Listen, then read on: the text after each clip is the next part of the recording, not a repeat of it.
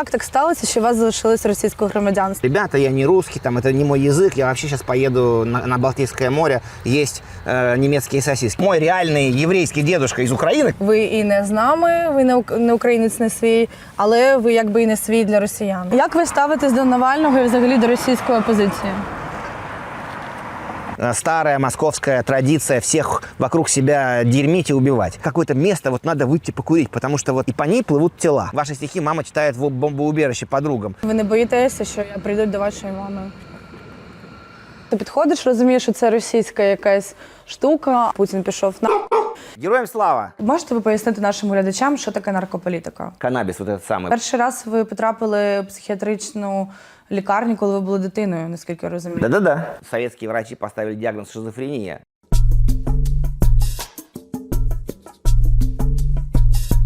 Здравствуйте, меня зовут Александр Дельфинов. Я не совсем русский и не совсем человек. Я хотіла спочатку спитати, в якому взагалі обсязі ви розумієте українську мову? Я не могу сказать, что я прямо понимаю идеально, но дело в том, что я ездил часто в Украину, начиная с 1991 года, в Одессу больше всего, где у меня было наибольшее количество каких-то друзей и тусовок. И так или иначе, просто все время, когда все время слышишь язык, то у тебя какая-то возникает привычка, и какие-то слова тебе там говорят. То есть я специально не учил. Но с другой стороны, потом в университете я учил, поскольку я учил славистику, я там проходил курс старославянского языка, там, сербского немножко там. И когда уже разные языки, у тебя поле какое-то создается, и потом уже как-то читал тексты. Вообще я не могу сказать, что я супер понимаю, я иногда не понимаю ничего. Який був ваш перший вірш? Пам'ятаєте, коли ви написали перший вірш? Да, первую строчку, я целиком не помню. Первую строчку помню. Она довольно идиотская. В 1979 году я с мамой поехал в советский город-герой Ленинград. Це вам було 8 років, так? Десь? Так. И там, гуляя, значит, мы как-то подошли к Смольному дворцу пресловутому, про который все дети советские знали, что там сидел Ленин во время революции. Что неправда, он там не сидел. И он был в это время еще не приехал. Но он там, в общем, такая есть, вот, да, что вот как Лукич пробирается в Смольный, есть такая, да, там что-то, как-то там наклеив какие-то фальшивые усы, он идет в Смольный, чтобы возглавить революцию. Есть такая какой-то там... Сказка. Да, и пьеса даже такая есть. Короче говоря, этот Смольный, значит, нарисовался впереди, и мама мне стала что-то про него рассказывать, и рассказала, что там находился до революции Институт благородных девиц, что меня поразило, сам факт вот такого названия, и что вот там происходило, это же был некий интернат. И я вот, меня так поразил этот факт, что я немедленно стал сочинять стихи.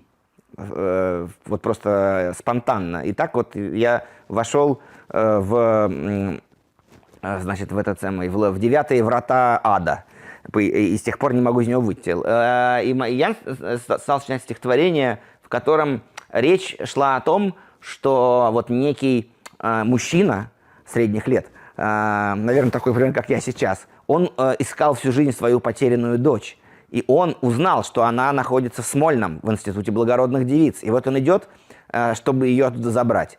Вот. И стихотворение начиналось буквально с такими строками. «Я иду по Таврической улице в Институт благородных девиц». Не помню, что было дальше. Ну вот сюжет был дальше такой, но в стихах не помню. Таке у 8 років. А до цього взагалі жодного разу не писали? Тобто, як... Не помню, нет, кажется, нет. До этого я только книжки с рисунками сочинял.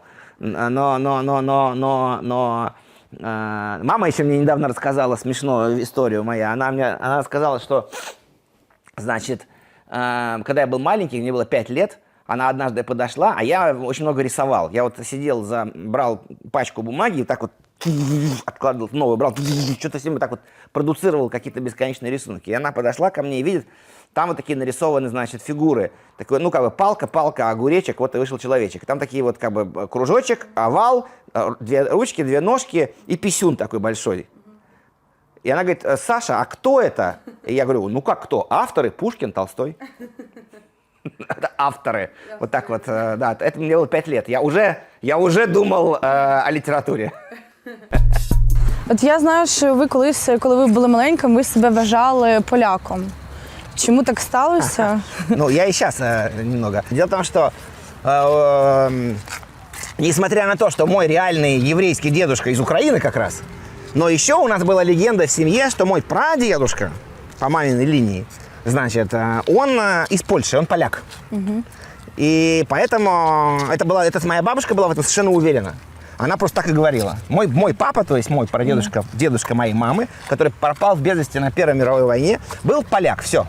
И, значит, мама выучила польский язык по этой причине, как бы, чтобы вернуться к корням. Она...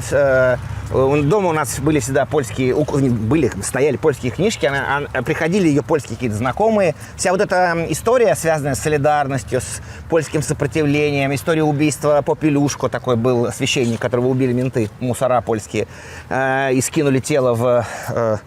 как бы это сказать, охладительный бассейн к электростанции, по-моему. Вот. И вот это все, значит, вся эта история, все эти истории польские, они у нас дома возникали, обсуждались, как бы я это знал с детства, вот эту альтернативную польскую историю, потому что, естественно, дома у нас как-то, ну, в общем, был правильный, повезло так, да? Великий Кришна дал добро, и было, значит, у нас как-то мама правильно все так, правильно. Вот. И, короче говоря, была вот такая легенда. И все вот так шло, значит, шло всю жизнь. А потом бабушка умерла, и мы нашли ее документы. После ее смерти мама нашла. И эти документы точно доказывают, что у нее не польская фамилия. И оказалось, что это легенда. Ну а что поделать? То есть у меня ничего не изменилось. Я как бы как чувствую себя вот чуточку поляком, так и это я полонофилом. То есть у меня так и остается этот. То есть никуда ничего не изменилось, потому что если уж ты в польскую, в любую культуру, если ты въехал один раз, то если ты это, ну как сказать, меня учили, что если ты изучаешь культуру, ты должен ориентироваться не на то, что похоже, на то, что разное, чтобы понять разницу. Вот. Но если ты начинаешь это понимать, уважительно к этому относишься, то и уже полюбил это, то как ты потом обратно от этого освободишься? То есть уже труд, все. Я так розумію, що ви також не вважаєте Ізраїль своєю вітчизною, бо ви не галахічний єврей, і ви якби відчуваєте, що вас відвергли, так? На початковому рівні. Ну, я не совсем все-таки еврей, меня назвать сложно. То есть я скорее, у меня есть, ну, я такой, это как сказать, метис, да? Мулат, как это сказать? Нет такого слова, да? Ну, в общем, как... Так, ви казали комісарі Магл. Да. Ну, короче, вот это вот. То яку країну взагалі вважаєте своєю вітчизною? Ну, если говорить строго, то я родился в Москве. За универмагом Москва, на Ленинском проспекте. Вот тупо, значит, это и есть место, где я родился, значит, как бы родина. С другой стороны, я должен был родиться в Берлине. И первые 5 месяцев пренатальной жизни у мамы в животе я провел в расположении советской, опять же, части военной под Берлином. Ну, практически в Берлине восточном. С третьей стороны, у меня есть связь с Израилем, которая сильнее, чем нечто рациональное. То есть и она, ну, там живут у меня родственники, там куча родственников даже. Так много, что большинство из них смотрят на меня как на тоже, так сказать, что это за фрик. Ну, короче говоря, но с любовью. По-доброму. Вот. Поэтому я должен сказать, что в каком-то смысле моя такая идентификация плавает между этими 3 точками, то есть между все-таки Москвой, Россией, Германией, Израилем, но я не могу сказать, что я скорее себя ощущаю безродным космополитом. Я хотіла тоді, виходячи з цього, запитати вас, виходить, що ви ніколи не будете своїм для українців, бо ви росіянин. Але ви вже також померли для росіян, бо ви підтримуєте Україну. І ви нібито як між цих двох світів.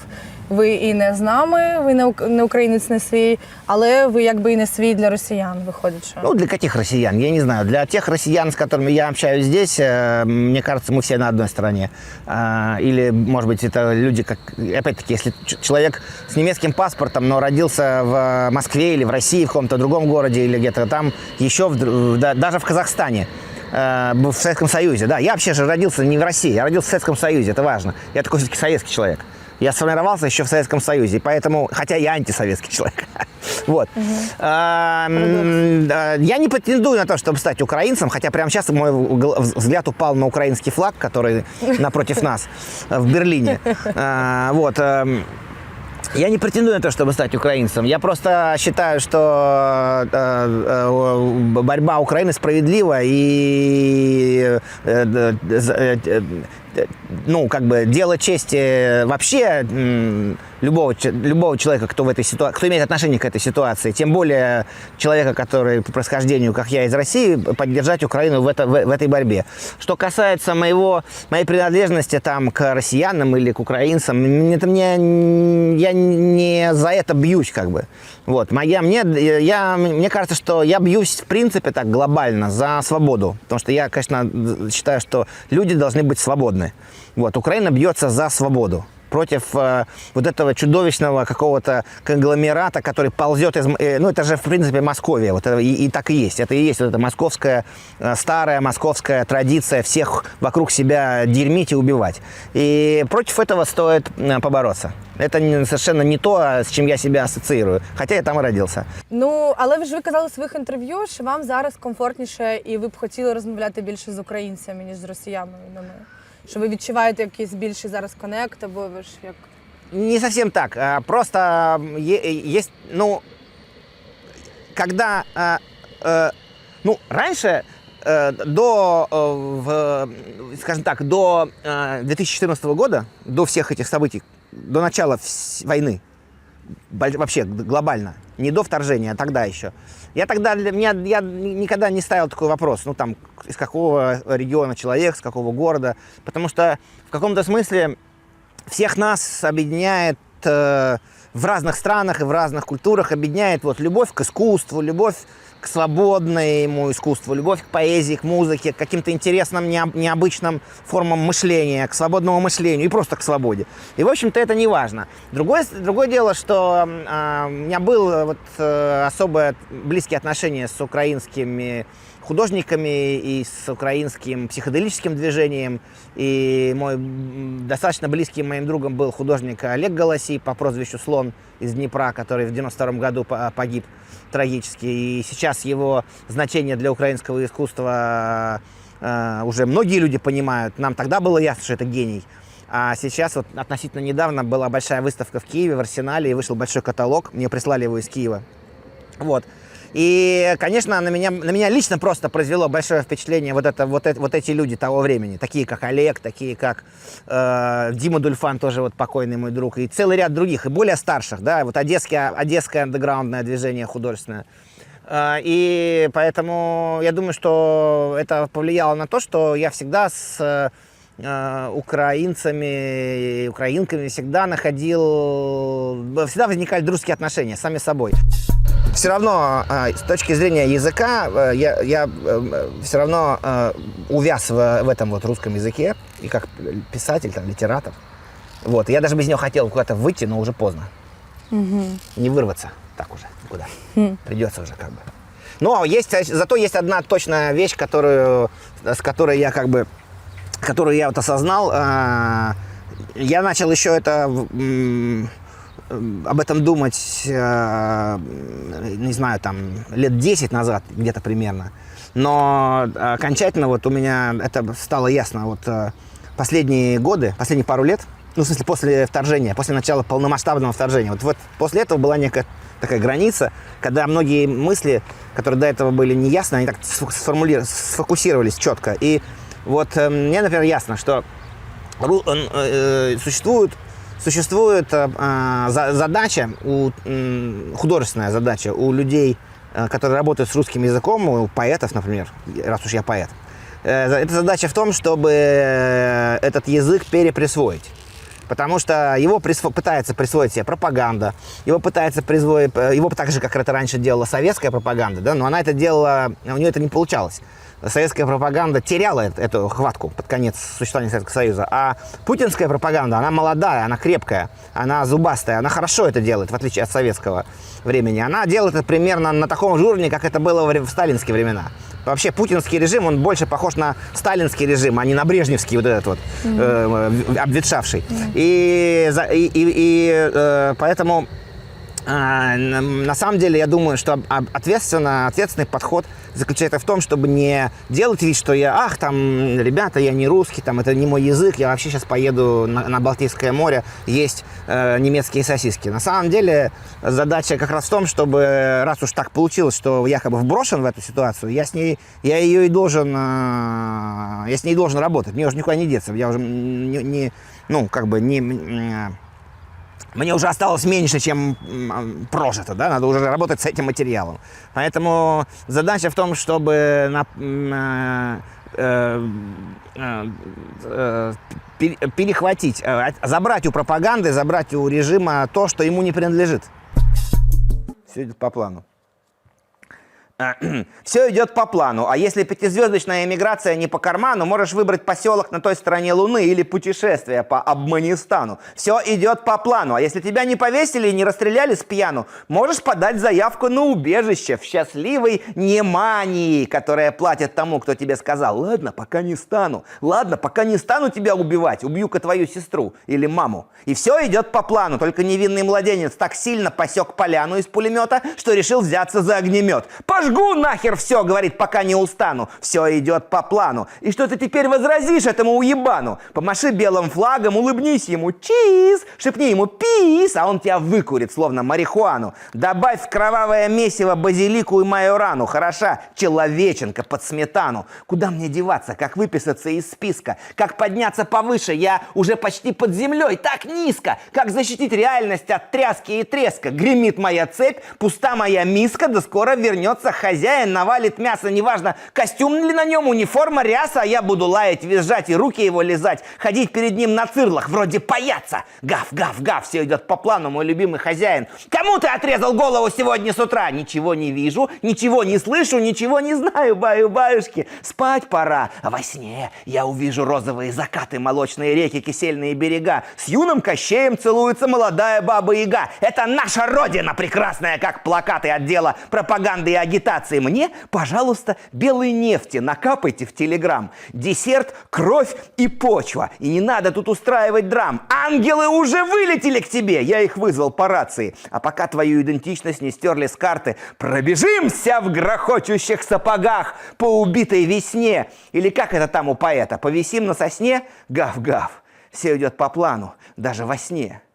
Прямо сейчас во мне, моя милая, и вовне все идет по плану. Застрелить Боба Марли придется каждому растаману. А тех, кто будет ломаться, оставим в холодном подвале и поставим снаружи охрану. Все идет по плану. Радио «Тысячи холмов» передает привет таракану. Собственно говоря, все сказано.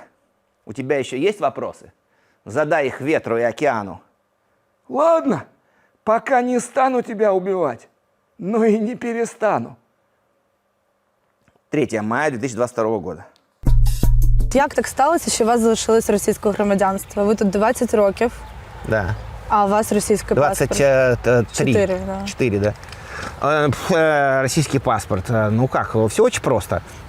Во-первых, первые очень долгие годы, когда я здесь жил, я зарабатывал очень... я перебивался с каких-то копейку на копейку. То есть мне не хватало тогда денег, чтобы...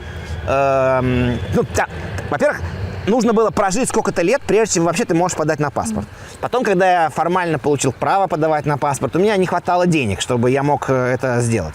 Потом в какой-то момент у меня появились деньги, но у меня проплыла крыша. Я просто, несколько лет... Вообще, я же... Не забывайте, что я представляю сообщество людей, живущих с психиатрическими диагнозами. Так что я то так, то сяк. Меня как поднакроет, под грибком, и я полетел. И, ну вот, то есть отчасти это объективные обстоятельства, отчасти дурость человеческая. Дурость.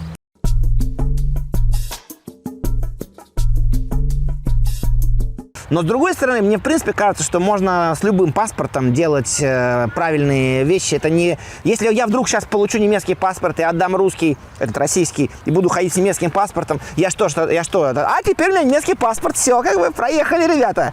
А теперь все, это теперь начинаются новые танцы на другую. На россиян уже, так? Ну, это как бы ничего, по большому счету, не изменит. Поэтому я получу этот паспорт когда-то, да, и даже откажусь от российского в какой-то момент. Когда... Ви хочете відмовитися від російського? Да, я давно хочу. Але це кримінальна стаття у Росії, те, що ви робите. Да, но я же не в России. Ну так, але вам ще у розшук вас ще не заявляли, ні? Не, кажется, нет. Я не знаю. Я честно говоря, специально не выяснял этот вопрос. То есть я не смотрел. По идее, ведь тебе не приходит письмо. Если бывает так, что в розыске публично появляются данные, но они могут быть уже в розыске, а публичные могут и не появиться. Или там, например, дело могут завести, и ты можешь какое-то время об этом не знать. Но я не знаю про это. Мне кажется, что я пока, поскольку я давно живу здесь, и опять-таки вот дельфинов, кто это вообще непонятно. То есть, короче говоря, я думаю, что я пока прохожу под радарами этих ребят. Вот. Хотя вот я, например, недавно мне прислали экспертизу ФСБ моих стихов. Значит, ну, не только моих, там нескольких других, но человека осудили по административной статье за фейки на российскую армию. Среди фейков, которые он распространил, а он стихи публиковал у себя ВКонтакте, среди фейков, которые он распространил, были стихи вот поэта Дельфинова, да. И там есть, вот, значит, есть отзыв экспертного какого-то, значит, эксперта ФСБ, который, значит, там вот в мой адрес, ну, вот сообщает, что вот как-то меня там... Это очень... самая интересная критика, которую я читаю. Самая такая странная, как я бы сказал. Ну, это не то, что интересная, а просто самая как бы вот вообще очень странно читать вот экспертизу ФСБ по своим стихам. Так, а что там было написано? Там было написано все как есть. Я могу прочитать. Конечно, если у них такой интеллектуальный уровень, вот такой у экспертов, это, в принципе, играет нам на руку. Пока там такие будут идиоты, главное, чтобы умных людей не начали набирать в эту работу, в эту контору и вообще в эти структуры. Вот, значит, экспертиза. Да, там есть донос, два мне представили документа. Донос и экспертизу. И донос на вас я? Не на нас, не на меня. Это донос на этого человека, который публиковал стихи у себя ВКонтакте, и на него накатали... Типа, кто из донос? Да, на него накатали донос, и там перечислены поэты, и потом сделали экспертизу для суда по этим поэтам. Вот. Заключение экспертное подразделение города Екатеринбург, Федеральная служба безопасности, Управление по Свердловской области. Лингвистическое исследование. Тут пипец. Это просто читать и просто уписиться. Ну давай такие наискравейший момент. Я про себя найду сейчас сразу. Потому что тут долго читать, просто много всего. Тут большие стихов, большие, значит, цитаты, да? Так, и вот, значит, вот, пожалуйста. Стихотворение Александра Дельфинова, поэта-перформера, общественного активиста, журналиста, специализирующегося по теме наркополитики, это они просто из Википедии взяли, красочно и подробно описывает атмосферу, в которой живут рядовые россияне. Атмосфере тотального страха, которую сознательно создало руководство. Именно по причине бесконечного страха за свою свободу, жизнь и здоровье, а также за свободу, жизнь и здоровье членов своей семьи, большинство россиян не озвучивают свое мнение, не показывают свое недовольство, протесты не обретают массовости и, следовательно, не достигают цели. Поскольку текст современен и посвящен российско-украинскому конфликту, Дельфинов показывает, что безрезультатен протест против этого конфликта в силу того, что российский гражданин не имеет прав и свобод, не свободен влиять на ситуацию в стране, что является прямым следствием действий руководства Российской Федерации. Ядрить копать, ну так и есть. Это точно. Также специалист, эксперт, исходит из презумпции что вооруженные силы РФ используются на территории другого государства в целях защиты интересов Российской Федерации и ее граждан, а также в целях поддержания международного мира и безопасности. Вот мы за мир выступаем, вот вам, пожалуйста, мы за мир. Все-таки мы находимся в свободной стране, и здесь трястись от страха было бы прям вот так трястись, это, ну, нет оснований. Но я не могу сказать, мне кажется, что только путем радикальных преобразований внутри российского государства, и, возможно, только эти преобразования должны строиться на его полном уничтожении. Тут был исторический шанс. В 1991 году, когда вот Советский Союз распался, был исторический шанс, но он был проебан. Pardon my French. Но он был. Потому что можно было взять штурмом Лубянку, можно было уничтожить КГБ. Это был момент. Он был. Этот режим, он как бы с точки зрения вот истории авторитарных режимов, он имеет инновативные элементы. Один из этих элементов в том, что он, скажем так, создал феномен лояльности государству через зарплату. То есть не идеология, не коммунистическая идеология людей, да, там, значит, держат какая-то там мы построим рай на земле. Нет. Не имперская идеология, когда мы во главе с царь Бог, да, вот это все, там, православие, значит, самодержавие. Не вот это, а некий странный микс. Все это есть в миксе теперь, в таком постмодерном, но это не так важно. Да, сейчас у нас как бы есть коммунизм, православие, самодержавие, все это вместе, там, капитализм. Но самое главное, что государственные корпорации дают людям еду. И люди за еду как бы идут, им говорят, вы здесь, они идут, там, они идут нехотя, они не хотят.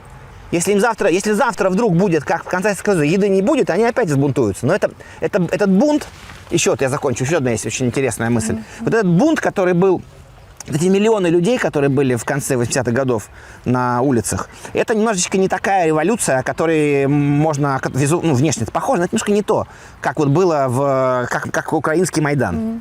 Все равно это структурно, я думаю, отличается очень сильно. Потому что это больше похоже на то, что называется русский бунт, бессмысленный и беспощадный. А почему это так? И что за этим бунтом, значит, стоит? За этим бунтом стоит отсутствие социальных структур. Это просто вот жрать нечего, и все пошли, вы жили, пиздец, все. И что это, и к чему это приводит?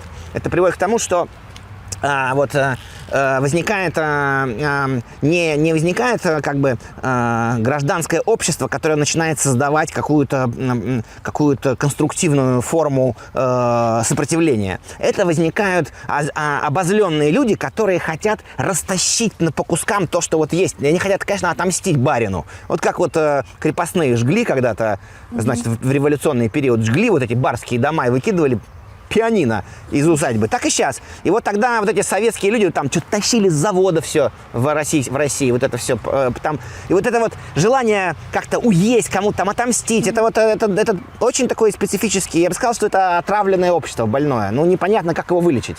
Я думаю, что, к сожалению, рассчитывать на то, что там россияне поднимутся завтра вот там с колен, как говорится, там, и начнут бороться за свободу, нет, они, большинство, не потому что, как бы сказать, большинство людей просто не живет, вот они вот в этом живут. Как бы за что бороться? У них нет альтернативы в голове.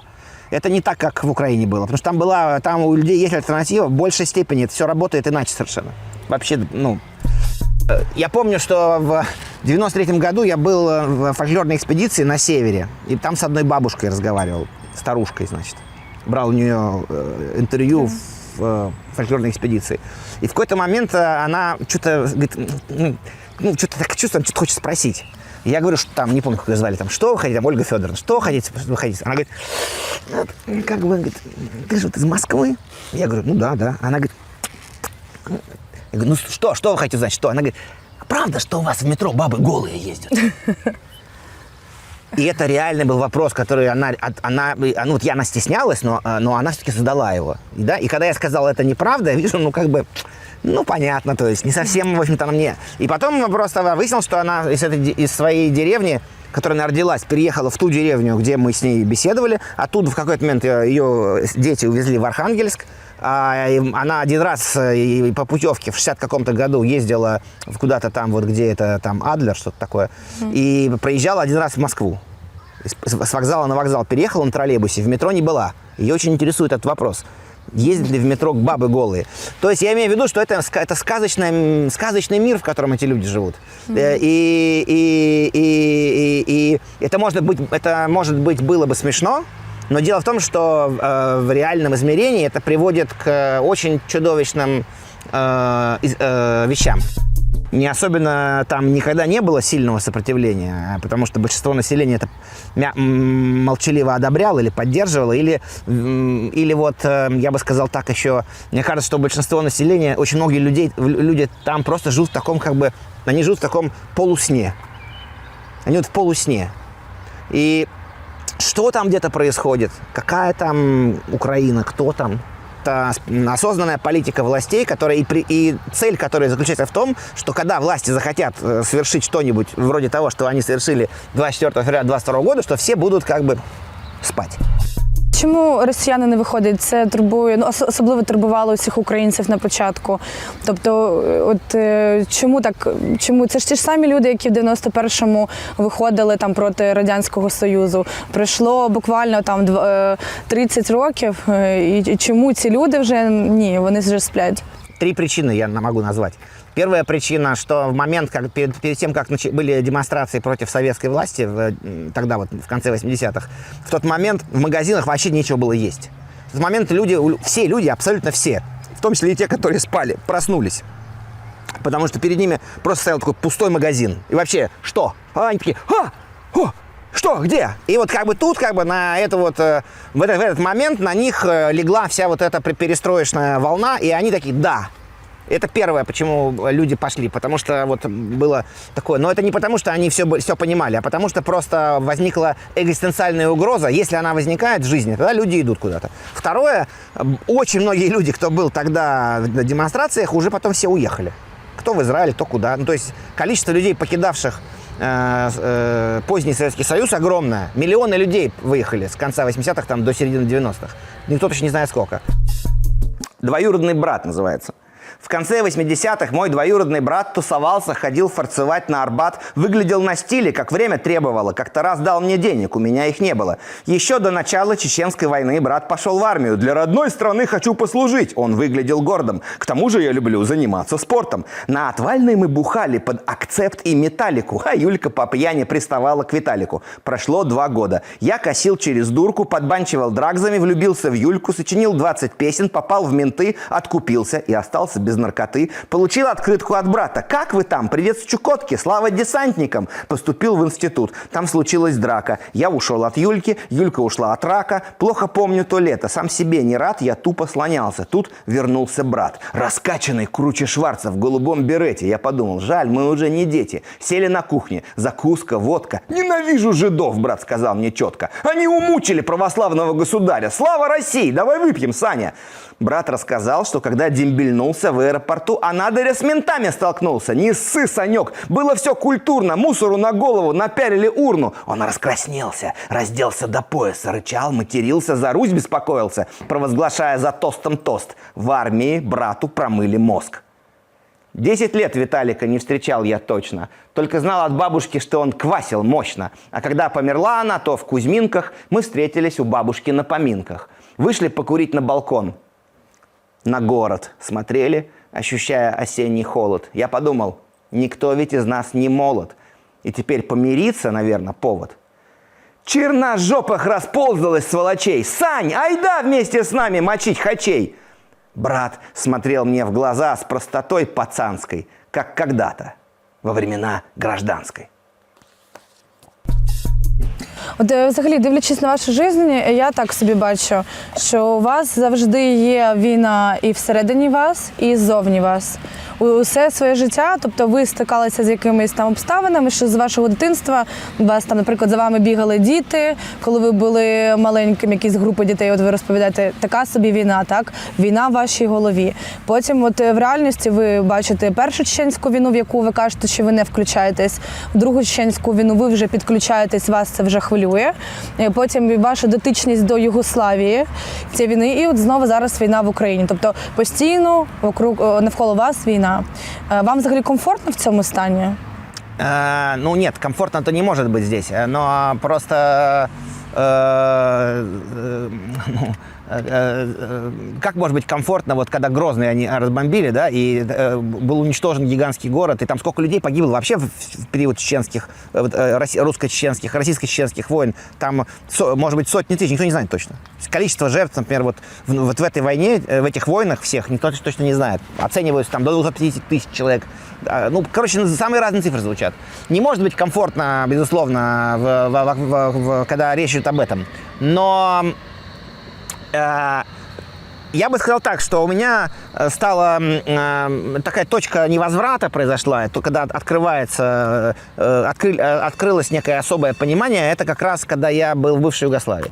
Вот. И там, в Боснии, во-первых, я в первый раз столкнулся с тем, что представляет собой российская военная сила в реальности. То есть именно столкнулся вот воочию, да, потому что уже мне были известны информация о каких-то военных преступлениях, совершавшихся на территории Чечни, потому что я же следил всегда за деятельностью мемориала, за деятельностью правозащитников. Это уже было известно, как бы. Но это была информация вот из серии как бы на бумаге или, скажем, ну, какая-то абстрактная. То есть мы понимали, да, там происходит что-то ужасное. Ну, там опять что-то ужасное происходит. А то и там происходило, и вот опять. Но это как бы просто было в общем ряду. Но какого-то вот у меня, потому что людей, которые туда ездили, в Чечню, у них уже по-другому было. Я туда не ездил.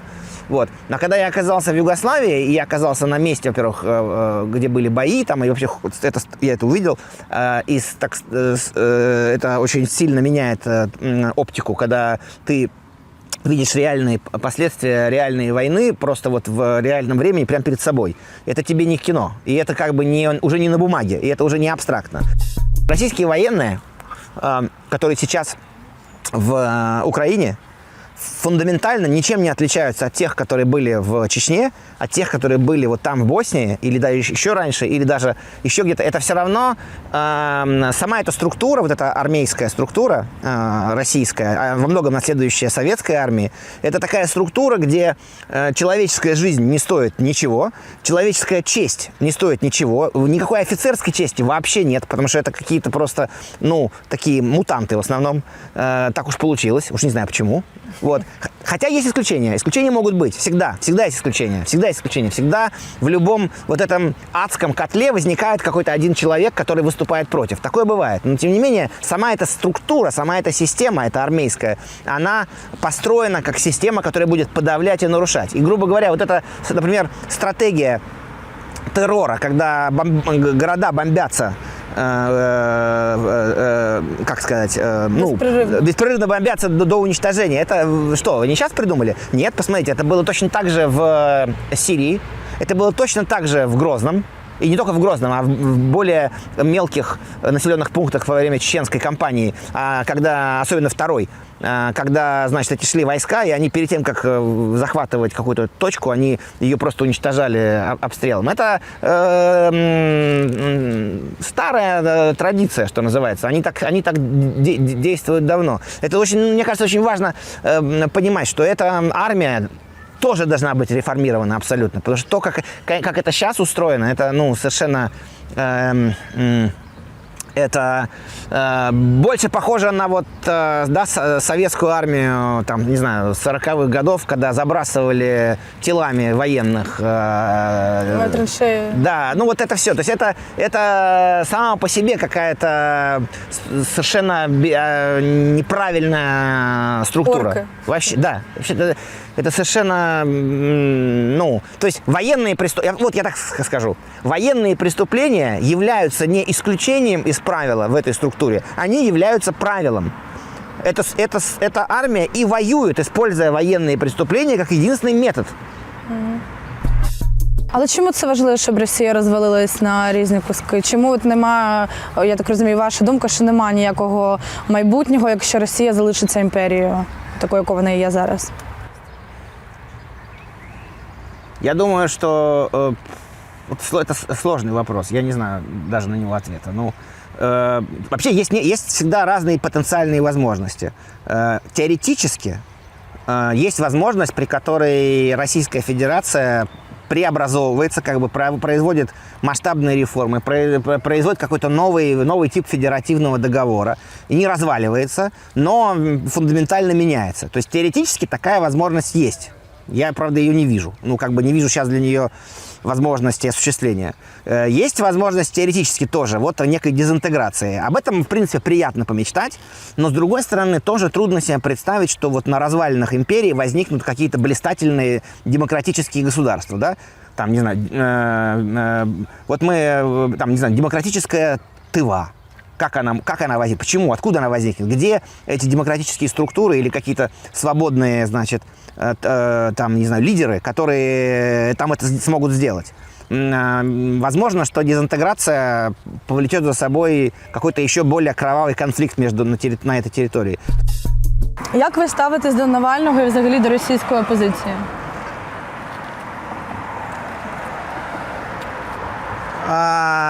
Есть два важных момента. Первое. Навальный был убит жесточайшим образом, совершенно в ужасных условиях в этих лагерях. И вот этот факт его убийства совершенно никак нельзя забыть. Да? И поэтому я поддерживаю, например, такие движения, как предложение назвать улицу перед посольством России улицей Навального. Потому что я точно знаю, что это очень будет неприятно тем, кто работает в этом посольстве. И в этом смысле Навальный, он как бы был единственным политиком такого большого масштаба, который создавал реальную альтернативу Путину в случае потенциальных выборов. То есть электоральную. Он был единственный, кто... Я думаю, что если бы были свободные выборы, он бы сразу выиграл. Есть очень несколько моментов, из-за которых я не могу назвать себя сторонником Навального. Я никогда не был его сторонником в прямом смысле слова. То есть я поддерживал вот эти отдельные части его программы. Во-первых, Навальный никогда не комментировал свое участие в фашистских акциях, в акциях радикальных русских националистов, русских маршах вот этих. И это, для меня неприемлемо. И там еще целый ряд такого рода вещей, которые, скажем, сомнительных его действий и высказываний. Например, в момент, когда была война в 2008 году в Южной Осетии, да, развязанная тоже Москвой, там Навальный что-то такое сказал, назвал грузин грызунами, что-то такое было, сейчас точно не помню. Короче говоря, его отношение к Крыму, вот это все некое такое не очень понятное. Понятно, что он, я думаю, мне кажется, что это объясняется тем, что он пытался создать для себя электоральную базу вот в этих потенциально свободных выборах. Но в результате, я думаю, что можно сказать, что его, несмотря на то, что это был очень талантливый политик, который создал альтернативу Путину, единственный, но фактически он проиграл. В его политическом активе были вещи правильные, требования свободных выборов и от других вещей. Были вещи, с моей точки зрения, неправильные. И даже, я бы сказал, вообще недопустимые. В том, что, фактически это можно сказать, что это была более такая либерализованная форма имперской политики. То есть плюс это был популистский политик, плюс это был политик с такой, как бы сказать, с националистическими загонами. Та политическая мощная волна, которую Навальному удалось поднять, создать, несмотря на все сопротивление путинского режима, сейчас ушла. И сейчас время других сил и других решений. Хотя, как к исторической фигуре, я думаю, что его масштаб был велик. Это был очень талантливый политик. Мне наиболее близка та часть российского политического оппозиционного движения, которое радикально выступает в поддержку Украины, в частности, в поддержку вооруженного сопротивления, например, вот этих частей добровольческих, которые на стороне... Які території України за Україну ви? Да, вот их три. Так называемый батальон «Сибирь», кажется, называется, русский добровольческий корпус и легион «Свобода». При том, что там есть тоже, то есть все это очень разные группы. Мне наиболее симпатичен батальон «Сибирь», конечно. Чому, звісно? Потому что мне кажется, что батальон «Сибирь» — это некая альтернатива имперскому комплексу. Вот. А, например, что касается РДК, я уже не так уверен. Вот. Что там за идея, как там, да? Вот. Ну, да, мне кажется, что да, Сибирь, да. Будущее за Сибирью. Вот.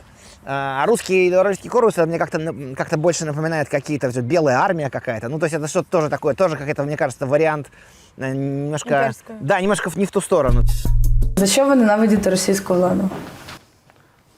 Мне кажется, что это совершенно преступная, бесчеловечная структура, которая выживает за счет смерти других людей, за счет системы подавления и убийства. То есть убийство, я говорю, да, как с моей точки зрения, российская нынешняя армия – это такая армия, которая военное преступление делает своей основой своего существования. То есть военное преступление – это не исключение из правила, а это правило. Да? А как раз, когда человек выступает против этого, это исключение из правила, и такой человек будет наказан этой системой. Также и система власти, которая существует в Российской Федерации, были надежды, что она реформируется, и люди, кто-то к этому прикладывал усилия. Мы, например, работая в сфере наркополитики, стремились реформировать через наркополитику эту систему власти. И до какого-то времени я сохранял надежду, что это возможно. А потом мне стало ясно, что это невозможно будет. И вот здесь есть и проходит граница. В каком-то смысле я, наверное, вообще мне близки анархические взгляды, в том смысле, что я хотел бы, чтобы чтобы общество управлялось за счет самоорганизации. Но это утопическая идея. К сожалению, видимо, так не работает. Анархическая идея хороша только на бумаге или там в кино. А вот в реальности это что-то не получается, какая-то возникает поломка. Но есть, понятно, что и в Германии можно высказываться, можно предъявить какие-то претензии к власти, и в Германии есть коррупция, и в Германии могут быть злоупотребления и т.д. и т.п. Но принципиальное отличие заключается в том, что власть в Германии, в нынешней Германии, она строится на уважении человеческой свободы, права, человеческой жизни и вообще общественного... Цель – это общественное благосостояние и развитие общества. В этом есть какие-то недостатки, да, но это такая цель, и это база. Поэтому в этой стране можно жить и можно себя с ней соотносить. А в России есть хорошие люди, есть какие-то, может быть, институции или были, которые вполне достойны уважения. Но властная система и устройство общества, которое ей соответствует, оно построено на противоположных принципах. На подавлении человеческого достоинства, на уничтожении человеческой жизни, не на развитии, а наоборот, на какой-то деградации. Вот сейчас культурно-политическая основа существования российского государства – это рессентимент и регресс. Да, то есть Россия как бы развернулась в некую архаику. Да? Нам как бы предлагается уверовать в какие-то якобы традиционные ценности, которые почему-то обязательно связаны с войной. Да, это какой-то культ войны, какой-то некрокульт. Но не только это к этому привязывается и коррупция, к этому привязывается и чудовищная аморальность. Да, то есть люди, которые говорят о морали, сами бесконечно аморальны. Да, вот. Мне кажется, что наоборот, чем меньше люди говорят о морали, тем более и чем больше, скорее, даже обсуждаются какие-то аморальные вещи, тем больше моральный уровень в обществе, потому что это именно так выстраивается, через открытое обсуждение, через открытое общество. Ну вот. И поэтому весь официоз российский нынешний, он сравним с Третьим Рейхом.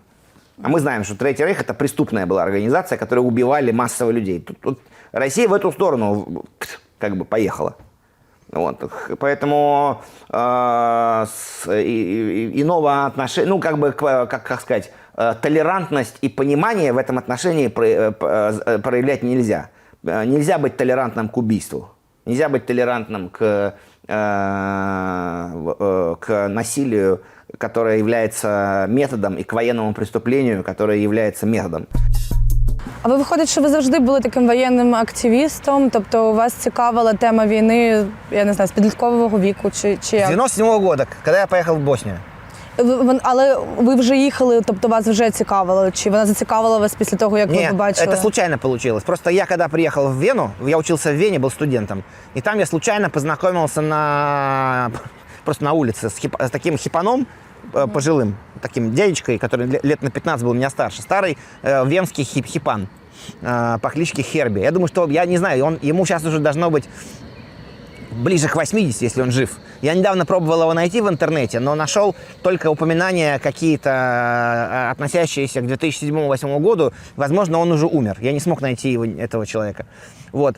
Но мы с ним познакомились на улице, просто разговорились. Я смотрю, хипан. Хипан, я что-то завел, ну, видно, что хипан. Я завел речь с ним, и мы пошли куда-то там, зашли в какое-то кафе, посидели. Он шел, потому что обедать, и я к нему присоединился. И потом он мне говорит, мы вот занимаемся, у нас здесь движуха, мы собираем средства в гуманитарную помощь для Боснии.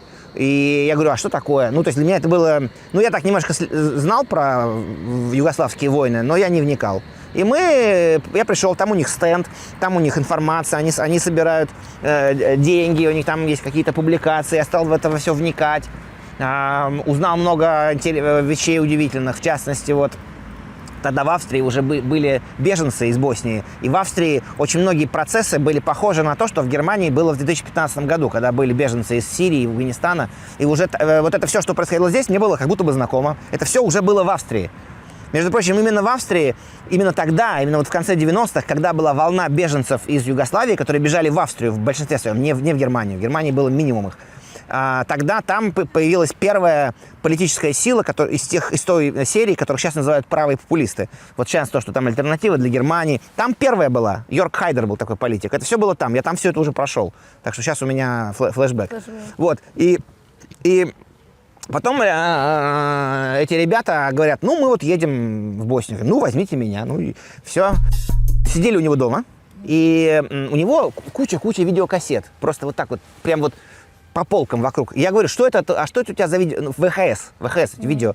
Что это за кассеты? Он говорит, как война началась, там, вот мы сколько ездили, там, в Сараево, туда-сюда, там, в Боснию, в основном не в Боснию ездили. Мы вот все снимали. Вот это все оттуда. Я говорю, да, что вот самое такое мощное, что вы сняли? Ну, тут не посмотреть, там, эти сотни кассет. А он говорит, сейчас покажу тебе. И он вынимает кассету и ставит ее в видак. Еще вот этот видаки, вот это все, ВХС-ка. И он ставит.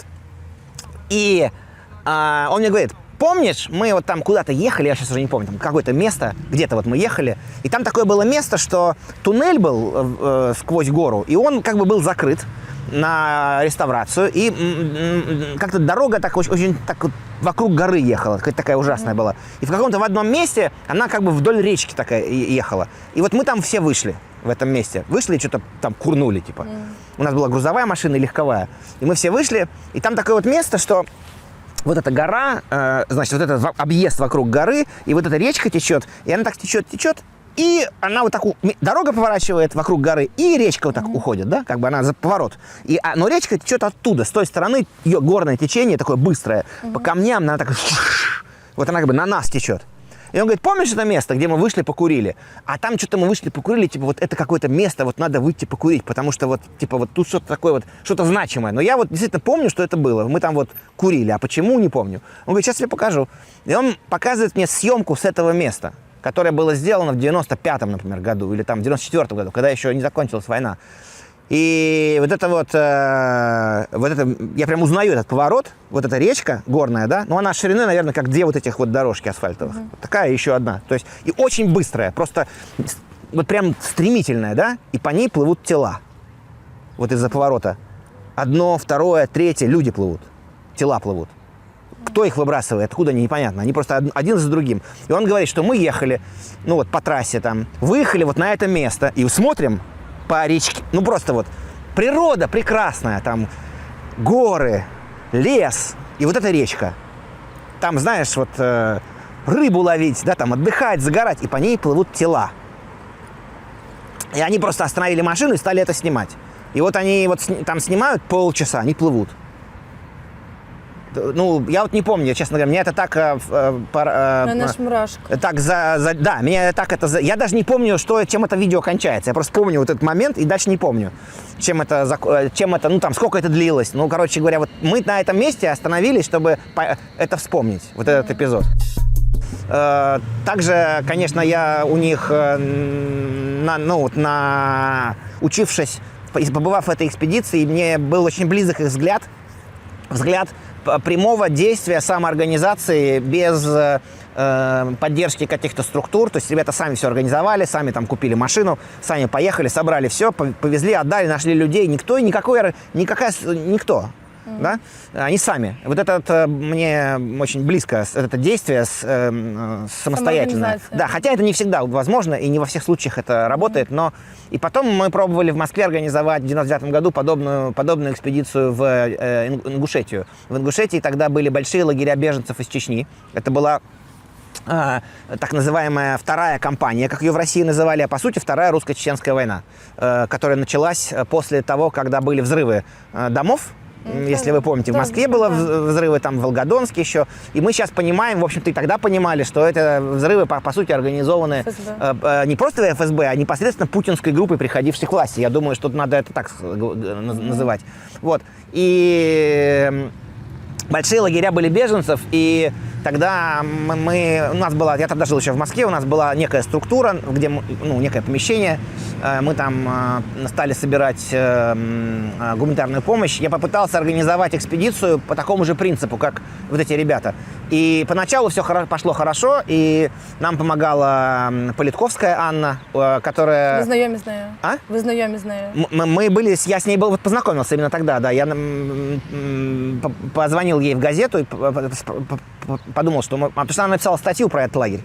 И я говорю, вот мы хотим туда отправить помощь, не подскажете ли контакты? Мы пришли к ней в редакцию тогда, она написала про нас заметку небольшую. И сила печатного слова была велика ее, потому что на следующий буквально день к нам выстроилась огромная очередь желавших сдать москвичей, желавших что-то принести. Люди приносили там одежду, детские вещи, там детское питание. Но лекарства не приносили, потому что лекарства мы не брали, потому что качество лекарств невозможно проверить. И еду мы брали только там консервы, то есть то, что не портится. И мы собрали, в общем-то, в целом 2 грузовика больших, забили этим всем. То есть 2 раза 2 больших грузовика. Но поехать туда не удалось, потому что никто, не собралась экспедиция. Друзья мои, в общем-то, не поехали, да. А я, честно, Забоялась? Да, я думаю, забоялись, да.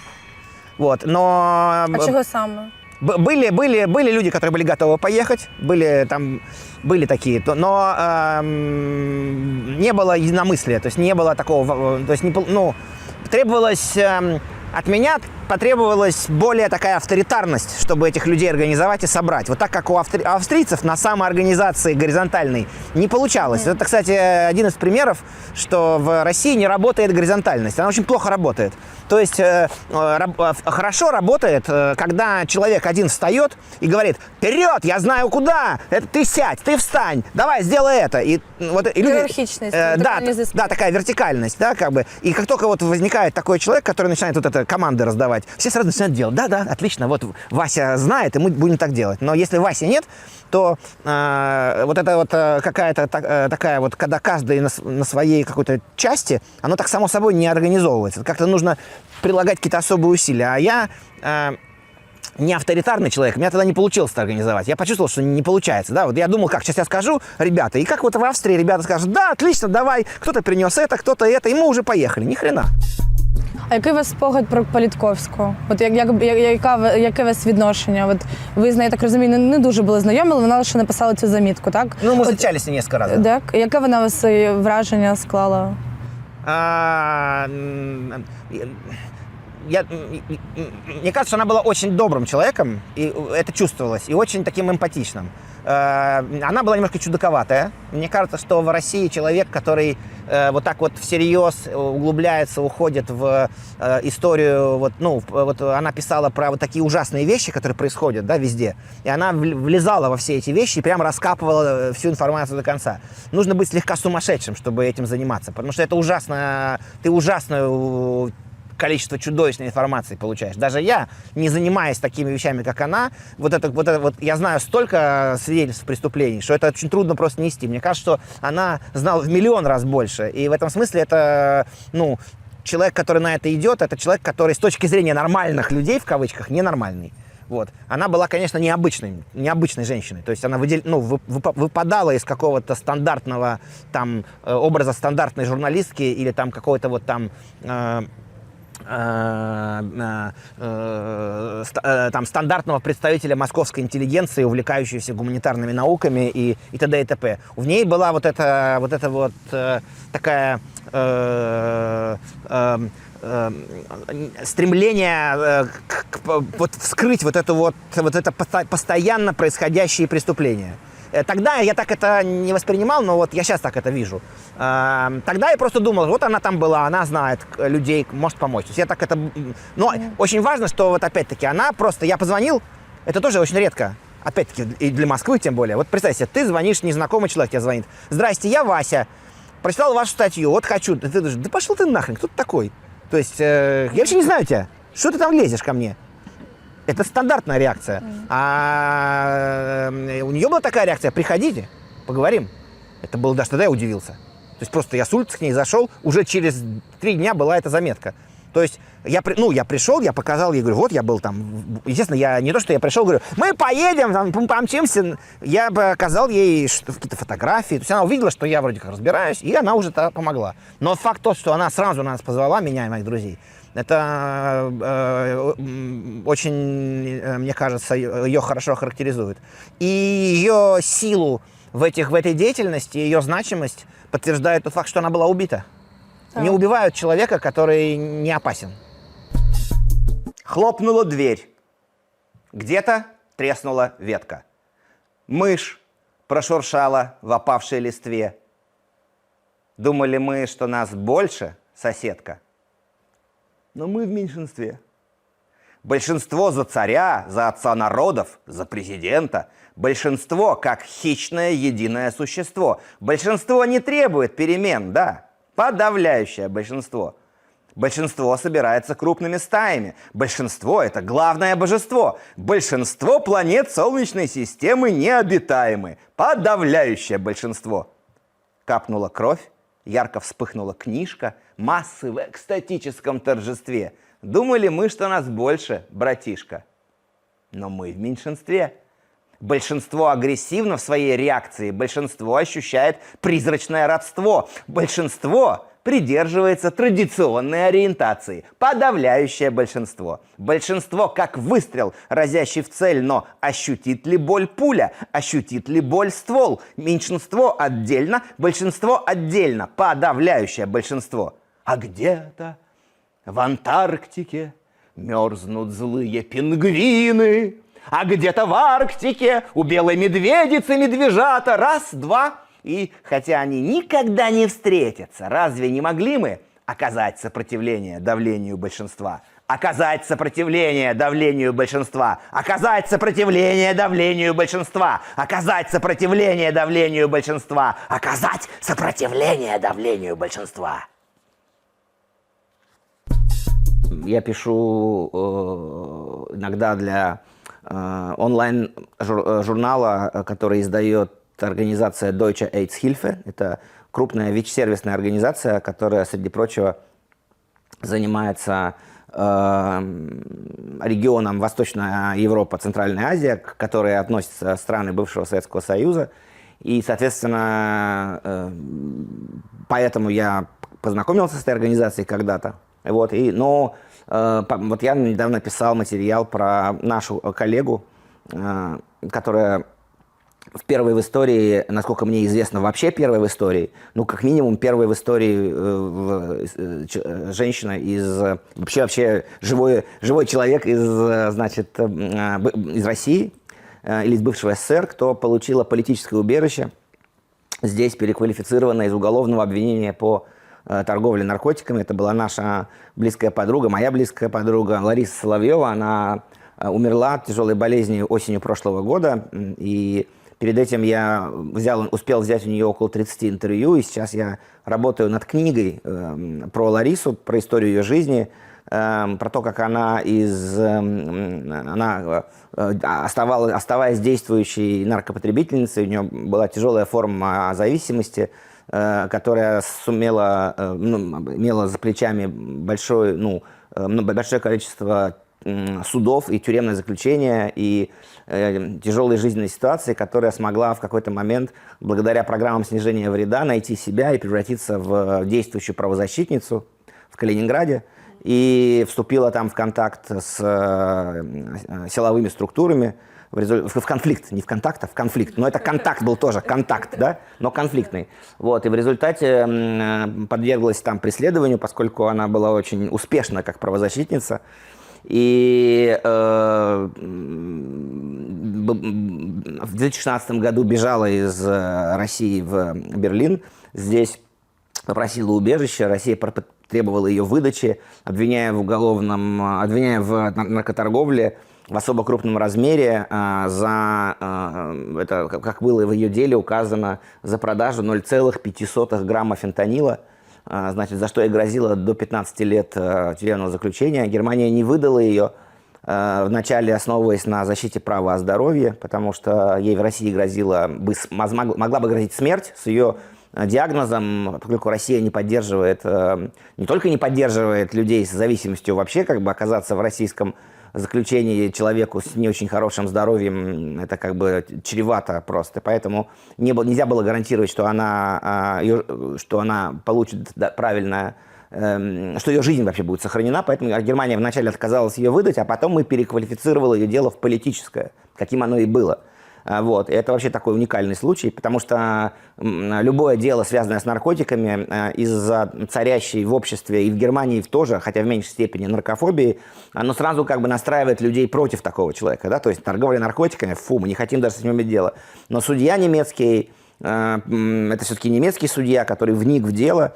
И вот мы знаем, что в ее деле, где вот было вот это вот требование, в частности, о выдаче, основанное на торговле наркотиками с особо крупном размере, 0,05 грамма, там судья это подчеркнул и поставил вопросительный знак на полях, вот, в эту цифру. И вот об этой женщине я написал статью, это вот была моя последняя недавняя работа, и сейчас работаю обрабатываю вот эти интервью, и хочу написать книгу, должен, даже не то, что хочу, это уже обязан я написать книгу про историю Ларисы, историю ее жизни, на основе этого историю репрессивной наркополитики в Советском Союзе и позже в Росії.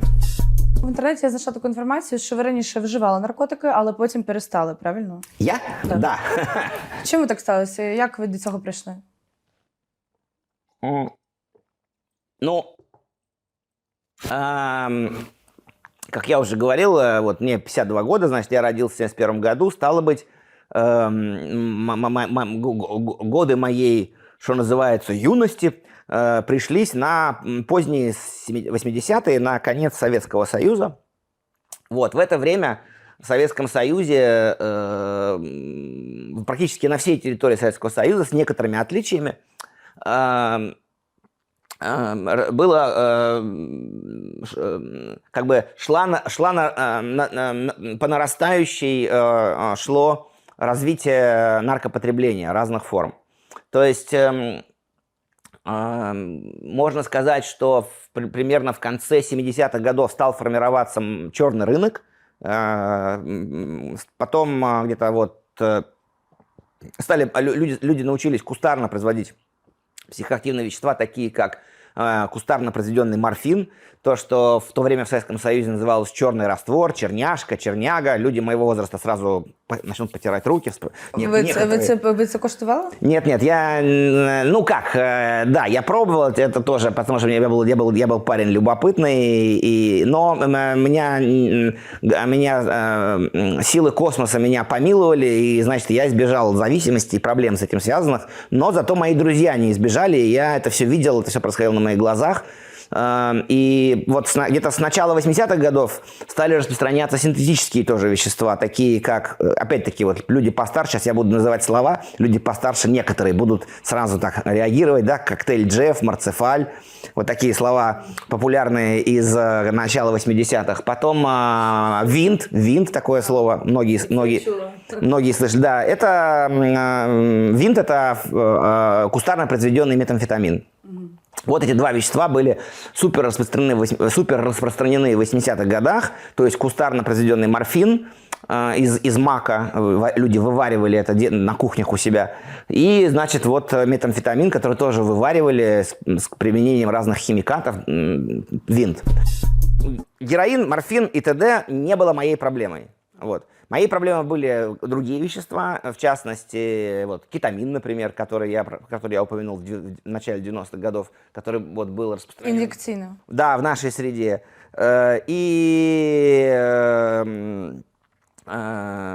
Каннабис тот самый, о котором тоже я говорил. Я думаю, что в мои вот эти молодые годы, значит, наверное, был период в моей жизни, несколько лет, пару-тройку лет, когда я переживал то, что сейчас называется расстройство поведения, связанное со злоупотреблением продуктами каннабиса, вот так вот. Вот, но я это как-то решил сам, эту проблему, то есть для себя. Потом у меня эта проблема, или не проблема, но некий такой рецидив, такой повторный вариант был, когда я приехал в Германию, потому что в Германию я приехал, а тут, в общем-то, даже когда не было легалайза, было гораздо доступнее каннабис. И здесь у многих людей, кто приезжал с наших территорий сюда, кто имел склонность покурить хорошенечко, здесь понимал, что покурить можно легко, и как бы бросался в это со всей головой. Вот, да, ну... Скільки років ви вживали наркотики? Ой, ну я даже не могу сказать. Я вот, например, траву, ну вот каннабис, там, траву, там, гашиш, всякие варианты. Попробовал первый раз еще в советское время. С перерывами, с какими-то паузами. В общем-то, употреблял в той или иной форме до... ну, не знаю, то есть я перестал, вот совсем я не употребляю, например, каннабиса, несмотря на то, что я выступаю за легализацию, примерно, ну, чуть меньше, сейчас скажу, где-то 9 лет. В общем, мой путь сквозь все это, он достаточно такой позитивный, да, то есть я являюсь некоторым примером человека, который преодолел очень многие проблемы с этим связанные. Но многие мои друзья, многие мои знакомые вообще не смогли эти проблемы преодолеть, они умерли. И вот это для меня было большим вопросом. Почему это происходит? Почему люди бросаются в омут наркопотребления и не могут из него выплыть? Это стало для меня отправной точкой, почему я в конце 90-х годов стал профессионально заниматься этой темой как журналист, как писатель и как активист. Дуже цікаво, ви затронули цю тему, про яку теж хотіла поговорити, про наркополітику. Взагалі, от можете ви пояснити нашим глядачам, що таке наркополітика? Ну да, наркополитика – это буквально, если брать английский термин, с которого это калька, это drug policy, по-немецки называется drogenpolitik. Вот. Но тут есть важное понимание такое, что вот в английском языке есть различия, есть два слова – policy и politics. Politics это больше относится, вот, когда там президент какой-нибудь там страны приезжает в другую страну, встречается с другим президентом, и они там машут руками. Это politics. А policy это то, что больше касается гражданской жизни, социальной жизни. Наркополитика это такое самое простое объяснение. Это та система мер регуляции, которые государство применяет для того, чтобы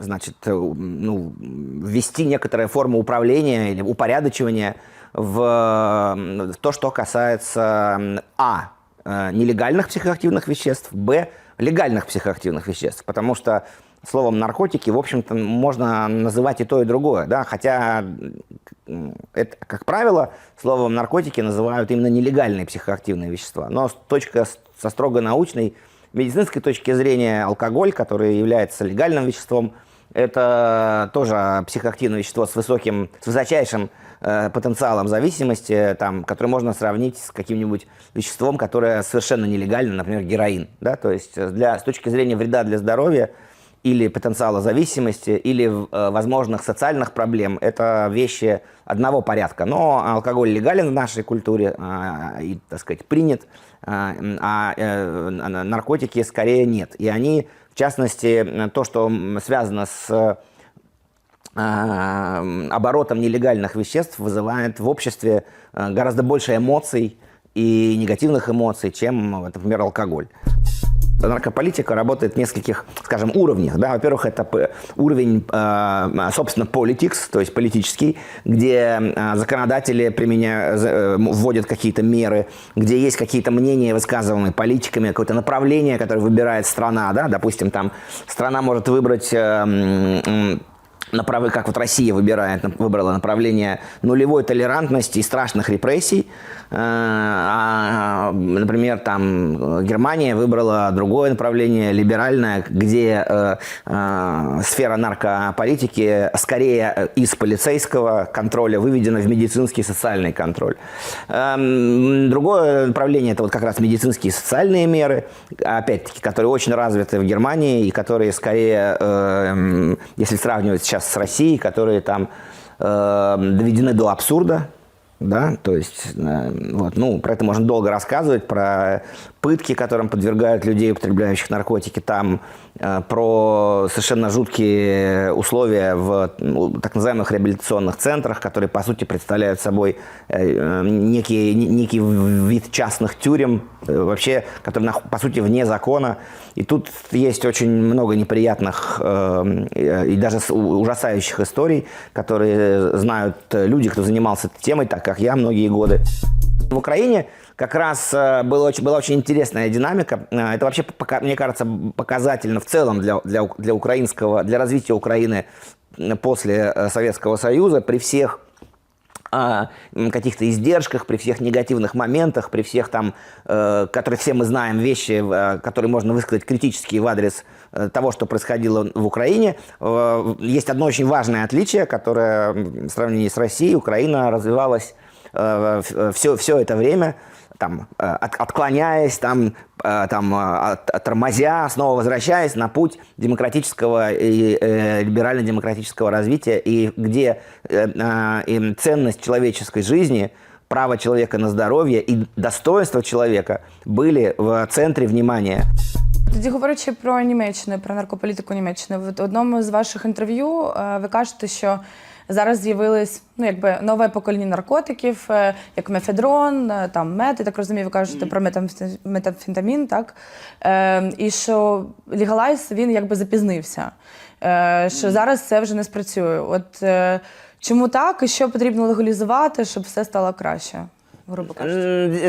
Здесь немножко два вопроса разных. То есть появление новых веществ, вот таких как, например, мефедрон, который был в Германии неизвестен, и в последние несколько лет, ну я не знаю, там, наверное, не позднее, чем в последние 10 лет, но в особенности в последние вот там 3-4-5 лет стал очень распространен, как минимум в больших городах.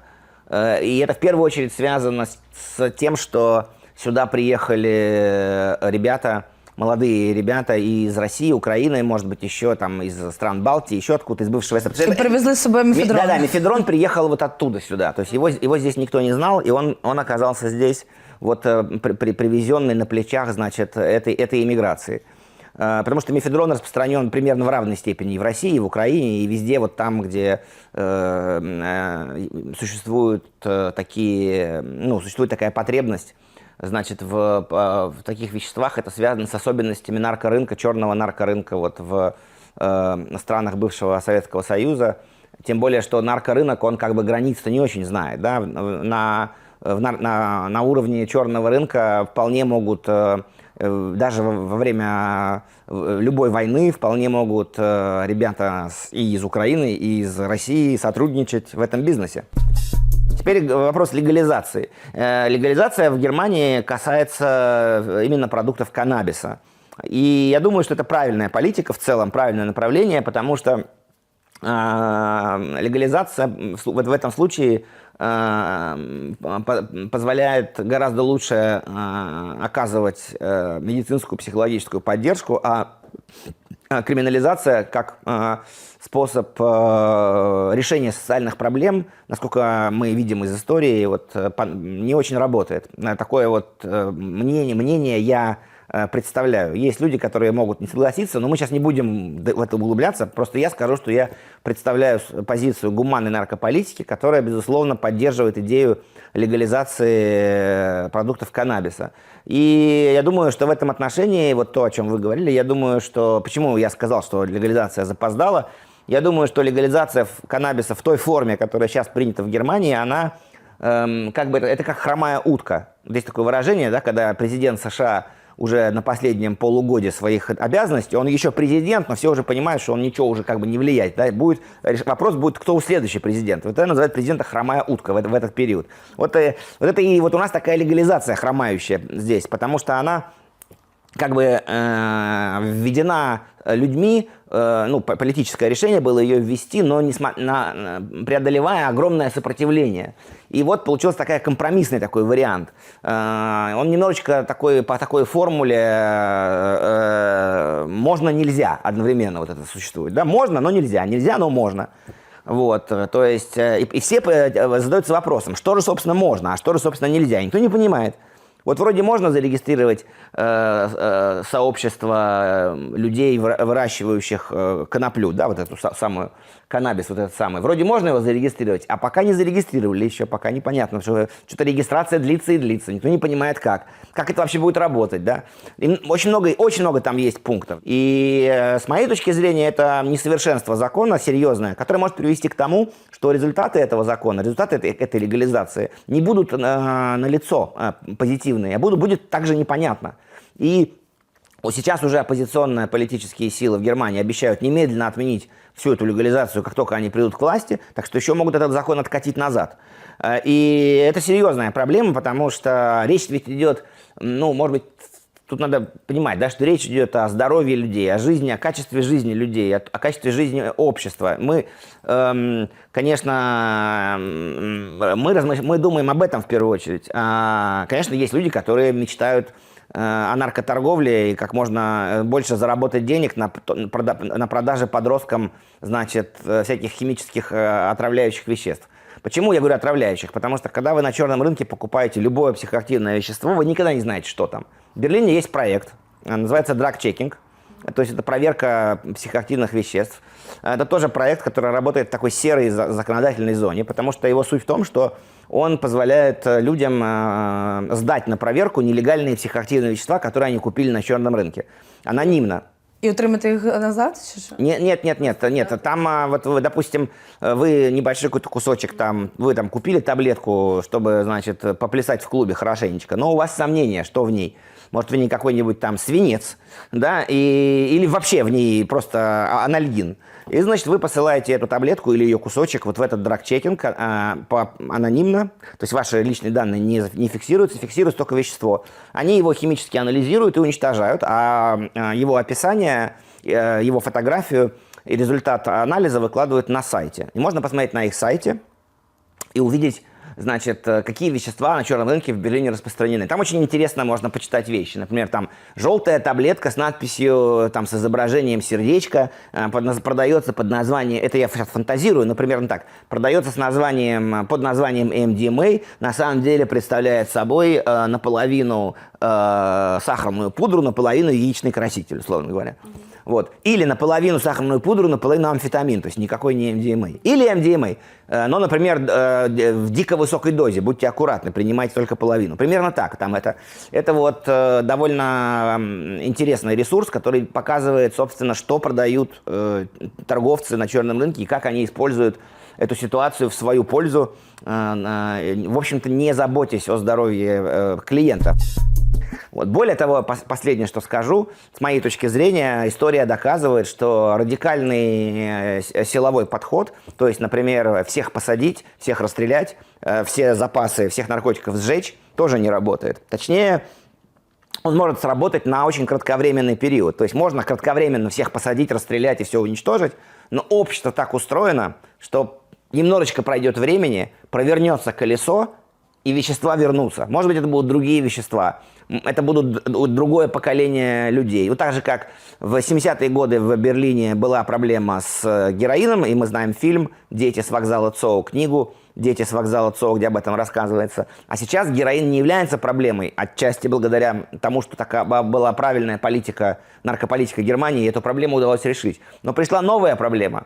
И вот инертность государства как раз демонстрируется здесь, что сейчас вот эта новая проблема с этими party drugs, и государство, и даже большие сервисные организации в этой сфере настолько неповоротливы, настолько забюрократизированы, что они эту проблему с трудом различают только сейчас. Она уже несколько лет существует. И какие-то вот меры поддержки и работы в этой области, они еще не придуманы такие, чтобы эту проблему действительно можно было сказать, что она решается.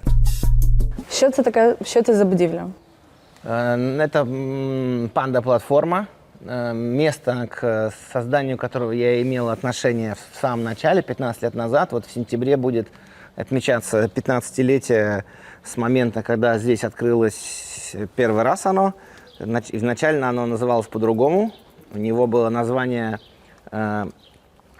«Панда» не только русский театр, потому что до этого времени, до 2009 года, в этом помещении находился Russisches Kammertheater, русский камерный театр, который брал, некая институция такая здесь, которая брала название мигрантского театра 20-х годов. Вот. Но он уже тут не существовал, и мы с товарищем моим Петром Горьевым, который хотел обязательно в Берлине открыть клуб, это место нашли. И вот так вот это мы и открывали, как клуб такой культурный. Но наша была задача вот в чем. Мы с самого начала тогда хотели отстраниться от такого вот русского пузыря, и поэтому было такое название. Называлось «Панда», не только русский театр. То есть мы хотели показать, что в этом помещении, которое люди, в общем-то, как-то знали, но что теперь здесь есть что-то еще. И у нас с самого начала были какие-то все время коннекшены с разными культурами и с разными людьми из разных языков, разных стран. Вот. И «Панда» существовала, вот будет в сентябре 15 лет, существовала за эти годы, проходило много разных волн, изменений, менялись администрации. Я был здесь в первые несколько лет как бы арт-директор, так если можно сказать. Но тогда это все существовало более как такая, что ли, я не знаю, более активистская какая-то, волонтерская такая структура, которая... Было не так много мероприятий, совсем не было никакого бюджета. Вот, все это жило за счет спонсирования Пети в основном, который тратил свою зарплату программиста на то, чтобы это место поддержать. И тут были такие неформальные, некоммерческие какие-то ивенты. Здесь проходили поэтри-слэмы. Вот. И всегда с самого начала было очень много, я, по крайней мере, в тех мероприятиях, которые организовывал, в частности, в поэтри-слэмах, очень много старался уделять внимание вот правозащитной теме, оппозиционной теме. Но, конечно, это было не политическое место, а все-таки культурное. Вот. А потом было очень много всякого за эти годы. И где-то в 2019 году, если я не ошибаюсь, очередной раз «Панда» поменяла и реинкарнировалась, поменяла свой имидж, что ли, так можно сказать. Поменяла название, стала «Панда-платформой». Здесь теперь другие люди занимаются вот администрацией. Мы с Петей, как такие почетные деды, приходим, иногда попыхтим и уходим. Вот. Нет, на самом деле я здесь делаю какие-то вот ивенты периодически, так же, как и раньше, только уже свои. Вот. И сейчас все гораздо более профессионально. гораздо более круто ребята вот делают, которые сейчас, команда, которая делает сейчас здесь все, по сравнению с нами, это как iPhone по сравнению с советской телефонной будкой. За эти годы, что панда существует, она превратилась в какую-то такую... В общем-то, это берлинское место, вот что важно сказать. Никакое оно не российское. Это берлинское место, и здесь могут говорить по-русски, могут говорить по-украински, вот на открытии выставки звучал украинский язык и английский язык. Кто-то говорит между собой по-русски в зале, кто-то вот говорит так, как мы тоже говорим. Вот там ко мне подошел какой-то незнакомый мне мужчина, но с которым у нас оказался общий друг. И мы с ним разговаривали довольно долго, он говорил по-украински, и я отвечал ему по-русски. Вот. И вот эта попытка здесь все равно сохранять уважительное взаимоотношение между людьми из разных мест, она, мне кажется, по своей природе, она глубоко или, скажем, далеко, или даже высоко вредна для всего, что связано с путинизмом и со всей этой хренью. Поэтому я думаю, что это какое-то достижение все-таки. Мне кажется, что панда чего-то достигла в том смысле, что она притягивает людей, и здесь все-таки попытка создать какой-то, я не знаю, safe space, не safe space, но какое-то пространство взаимоуважения, доверия и совместной деятельности. Может быть, направленный и как если говорить в контексте русской культуры, то значит это антипутинской или альтернативной. Но это такое антипутинское место в Берлине. Ну да, конечно, естественно. Но так, по крайней мере, мы с самого начала это сделали. Это все-таки вот тут я могу быть достаточно четко говорить, потому что мы это место создавали, и мы это создавали с самого начала так. И даже если мы в чем-то ошибались, даже если мы где-то что-то не догоняли, конечно, это было в 2009 году, это было еще до всех... 14 года. Да, задолго, за 5 лет. И даже если тогда мы были еще в чем-то не так... в 2009 году вообще было другое время в восприятии этих взаимоотношений между Украиной и Россией. Но с самого начала мы были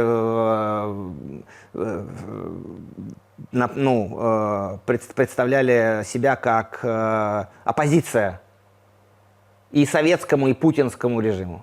И по всему тому, что связано с этой всей гнилью. Єбаш! Нам до редакції часто пишуть, запитують про наш метод художнього відображення дійсності. Він дуже простий. Єбаш! Ебашь, пока дышишь, ебашь от сердца и от души, ебашь, но не слишком спеши, ебашь с расстановкой, ебашь по штабам с соответствующей подготовкой, ебашь как положено, только лажа не наложи, проснулся, ебашь, заснул, похрапи, но все ж ебашь, как завещал нам великий Будда. А что говорил он? Не жди ты от кармы чуда, ебашь в позе лотоса. Как вариант, ебошь. Потому что двери ада отверзлись, как ворота мордовской зоны. И словно армия клонов оттуда вышли кобзоны и запели хором какую-то патриотическую хуйню. Так что, возможно, дело движется к последнему дню. Но нам нельзя унывать. Знает самый последний пункер. Только бледная моль залетает в подземный бункер. А тоску отменил дядя Петя. Он райский страж. Я спросил его, как мне быть? Он сказал, ебашь. Ебашь, как ебашили Битлз. Ебашь, как ебашили Клэш. Ебашь от завтрака до обеда и потом ебашь, как поешь. Ебашь, как поэт и поэтка. Ебашь и помят и свеж. Ебашь, один раз отмеришь и 1000 раз отрежь. Устал? Отдохни. Почеши кота, посмотри на звезды. Но помни всегда лишь один ответ на любой вопрос ты. Ебашь, пока душу космосу не отдашь. Не тормози, ебашь. Ты можешь спуститься с башни или влезть на самый высокий этаж. Ебашь. Ты можешь зайти без одежды к Саше или в шубе вбежать на пляж. Ебашь. Когда цирк уехал и клоуны тоже среди бесконечных параж. Ебашь. Когда ровно в полночь становится кринжем твой ненаглядный краш. Ебаш. И если ты ломаный грош не дашь за весь этот грязный фарш. Ебаш. И если твой друг анархист вчерашний, сегодня рашистский фаш. Ебаш. Сообщение для всех, кто в отчаянии, теряет надежду, почти не имеет воли. Для тех, кто в депрессии, тех, кто в тревоге, тех, кто плачет от боли. У нас нету лекарства на каждый случай. И выбор, конечно, ваш. Но тема такая. Ебаш. Ебаш за папу, ебаш за маму, ебаш, оборвав петлю, ебаш по струнам гитары, ну или по барабанам, ебаш по ебланам, что войну принесли сюда нам, ебаш, да ты знаешь, по русскому военному кораблю, потому что если ты сдашься, тебя разнесет на атомы. Впрочем, однажды нас всех разнесет, и рванем по трубе куда-то мы. Ты спросишь, страшно? Конечно, страшно. Жутко, потею аж. Нам в редакцию часто пишут, спрашивают про наш метод художественного отображения действительности. Он очень простой. Єбаш. Ну так, а наприклад, ну це також от просто підходиш, розумієш, що це російська якась штука, але от очевидна ваша позиція, тобто висить український прапор, висить Путін пішов на. Як багато українців приходять до вашого закладу? Кто-то приходит, ну, то есть все время есть, ну, некоторых просто я знаю, поэтому кто-то приходит, кто-то не приходит. Это сейчас стало в этом отношении очень сложно, потому что очень много эмоций разных у людей, и много разных позиций. И некоторые люди, которые раньше, например, приходили сюда и проводили здесь ивенты какие-то даже на постоянной основе, теперь не приходят и очень резко высказываются про это место как про российское. Но раньше они сами сюда приходили и что-то здесь делали, а теперь у них изменилась сильно позиция. Кто-то приходит и знает нас, и знает наше отношение к реальности, и для этих людей это не является проблемой.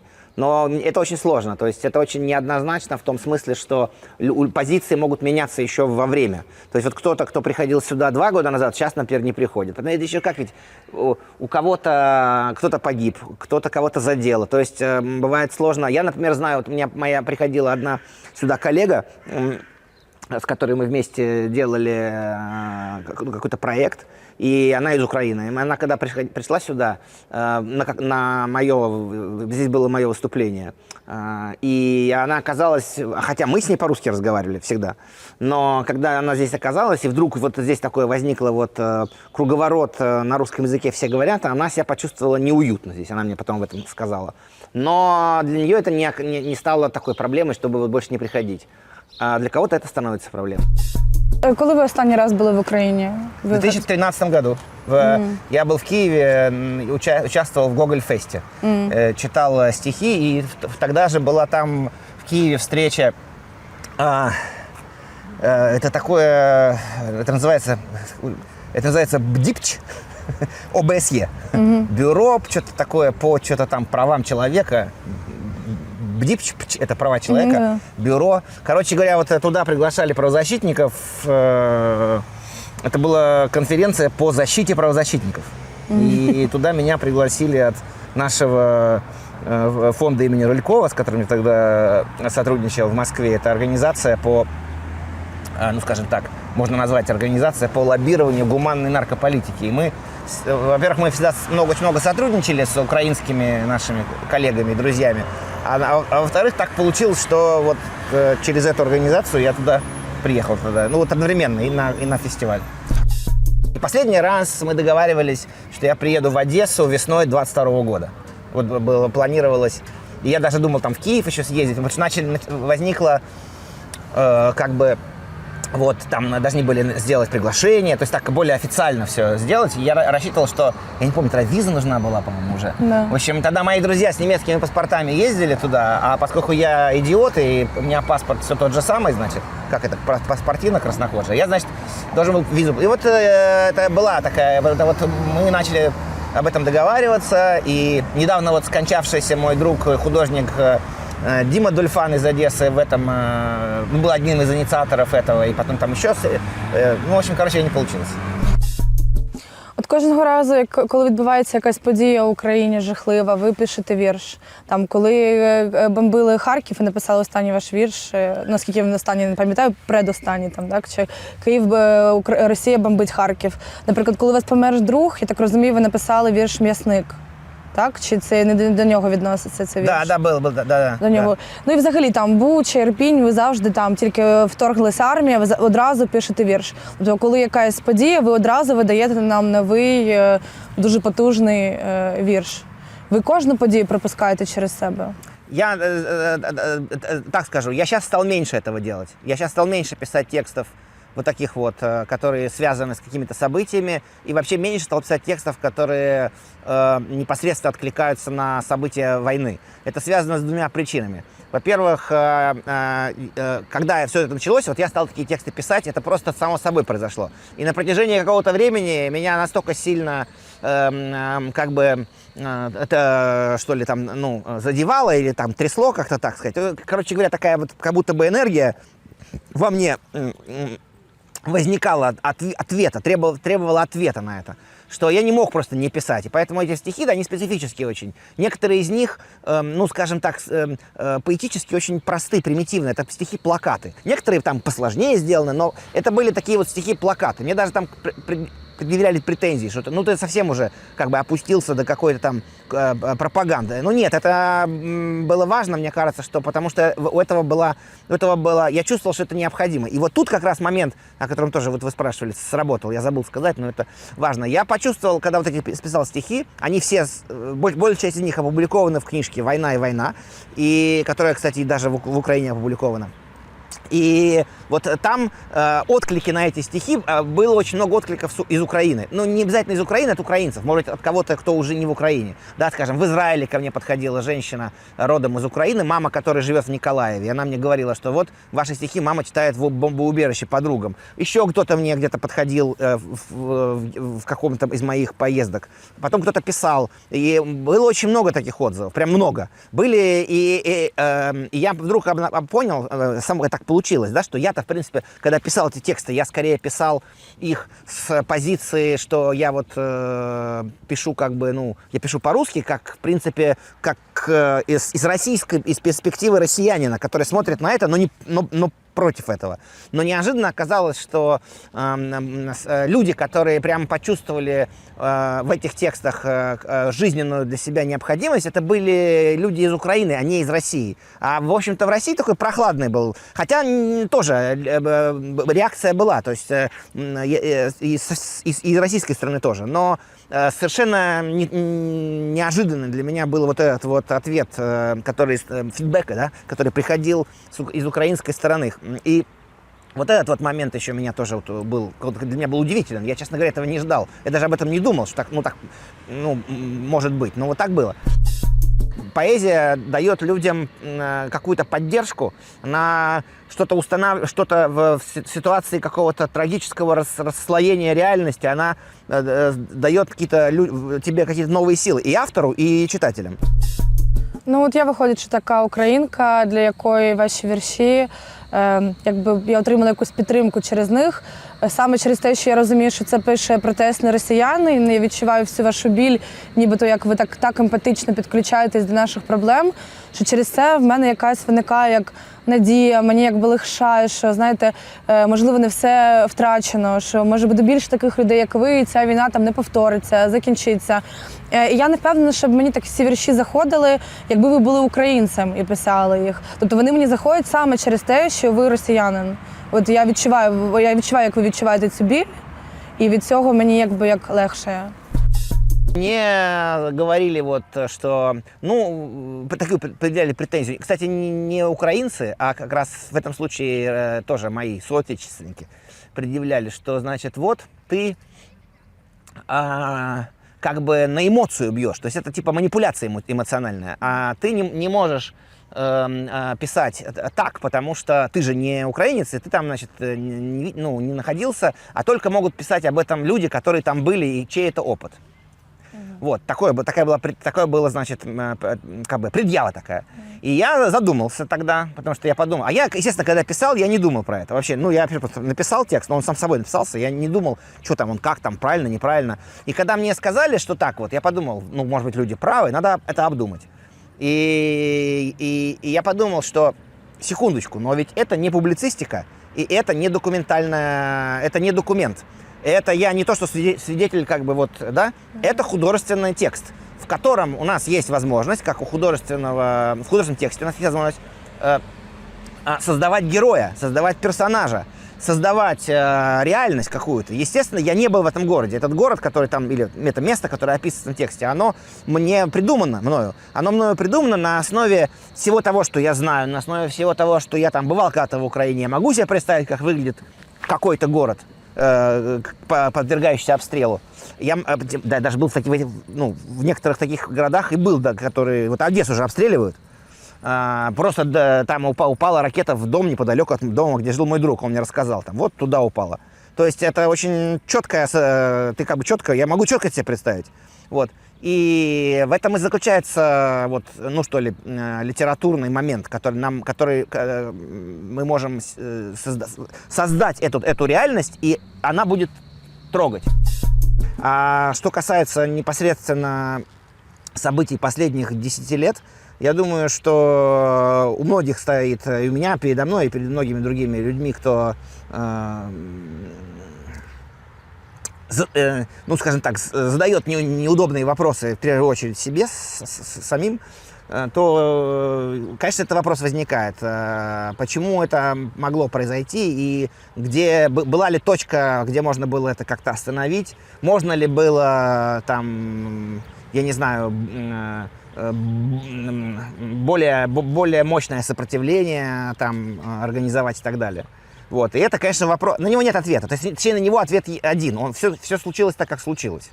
Да? Нельзя убежать от событий, которые произошли, в какие-то иллюзорные там рассуждения, и тем более в рассуждения в стиле «если бы да кабы». А вот если бы там в каком-то таком году мы бы сделали так, а не так, что было бы тогда. Поэтому ответственность, я думаю, люди ощущают просто потому, что ты должен что-то делать все равно и дальше, чтобы, ну, как бы сопротивляться преступному вот этому бандитскому режиму нужно и дальше. Даже если мы сейчас проиграли. Дело в том, что это очень важно, мне кажется, важно понять, что все российское оппозиционное движение, оно разгромлено сейчас. Я боюсь вообще об этом думать, я пессимистически смотрю на это. Я только надеюсь, что... я скажу так, есть программа «Минимум». Программа «Минимум».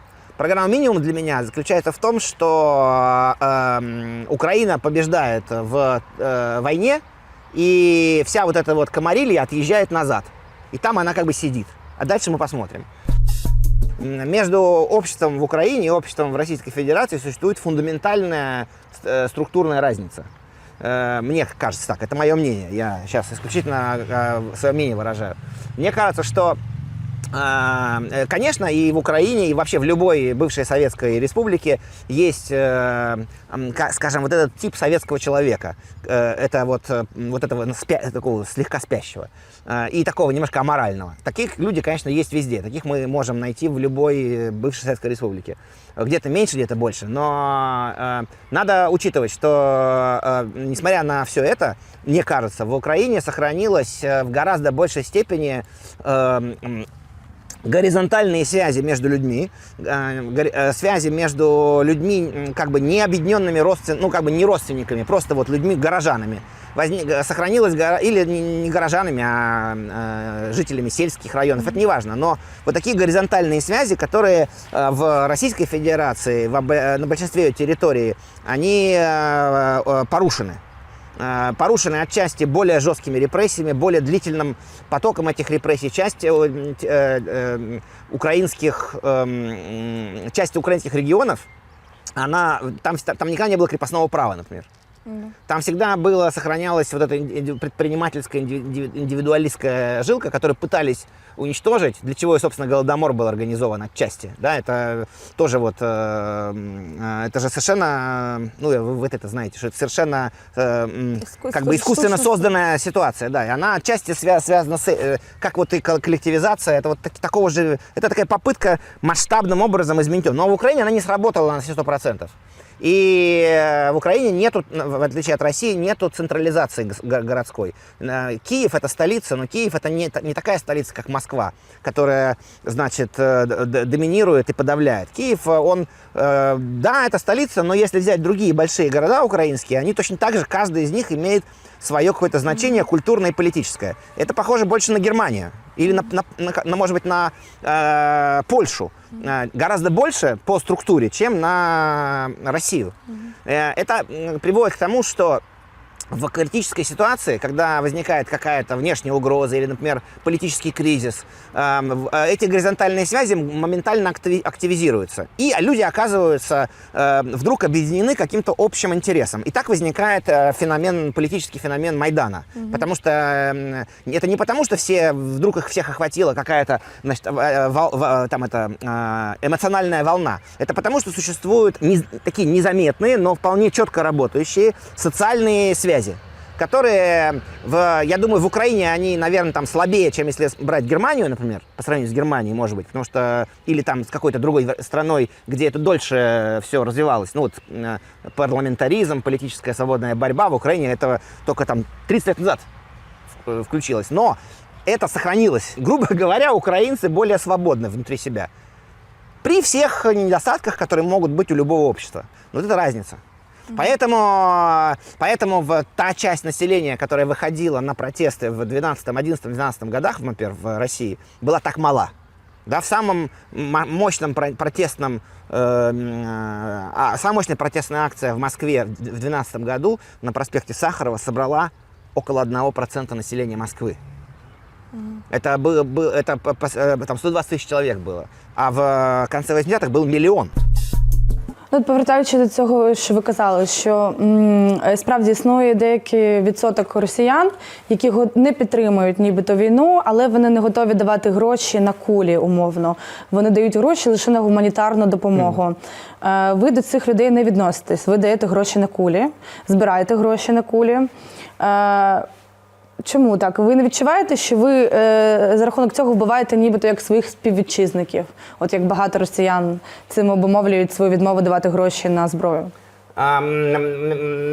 Я понимаю этот довод, и если кто-то такую позицию занимает, я отношусь с уважением.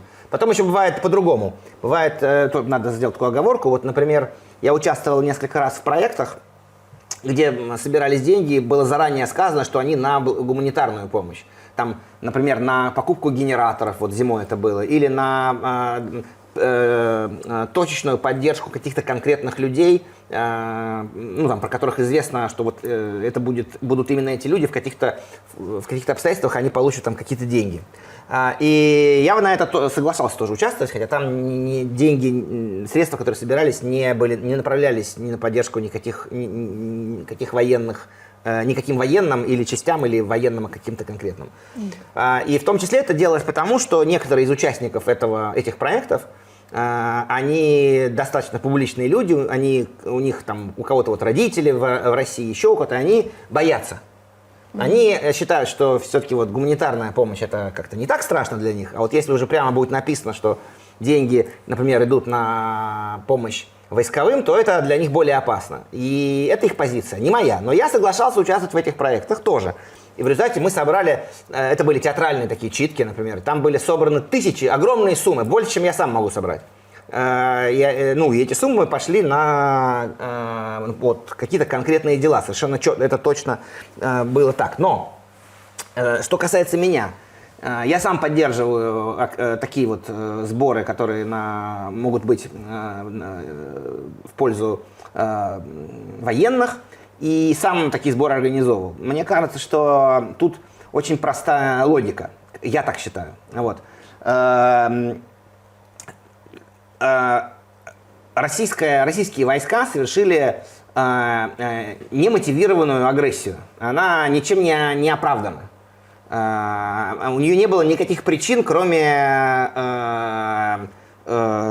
агрессии. То есть это агрессия ради агрессии. Да, нам рассказывают, значит, кремлевские старцы, что это было сделано там якобы там, для чего-то там. Мы знаем все истории про нацистов украинских и прочее, вот это все. Бред этот.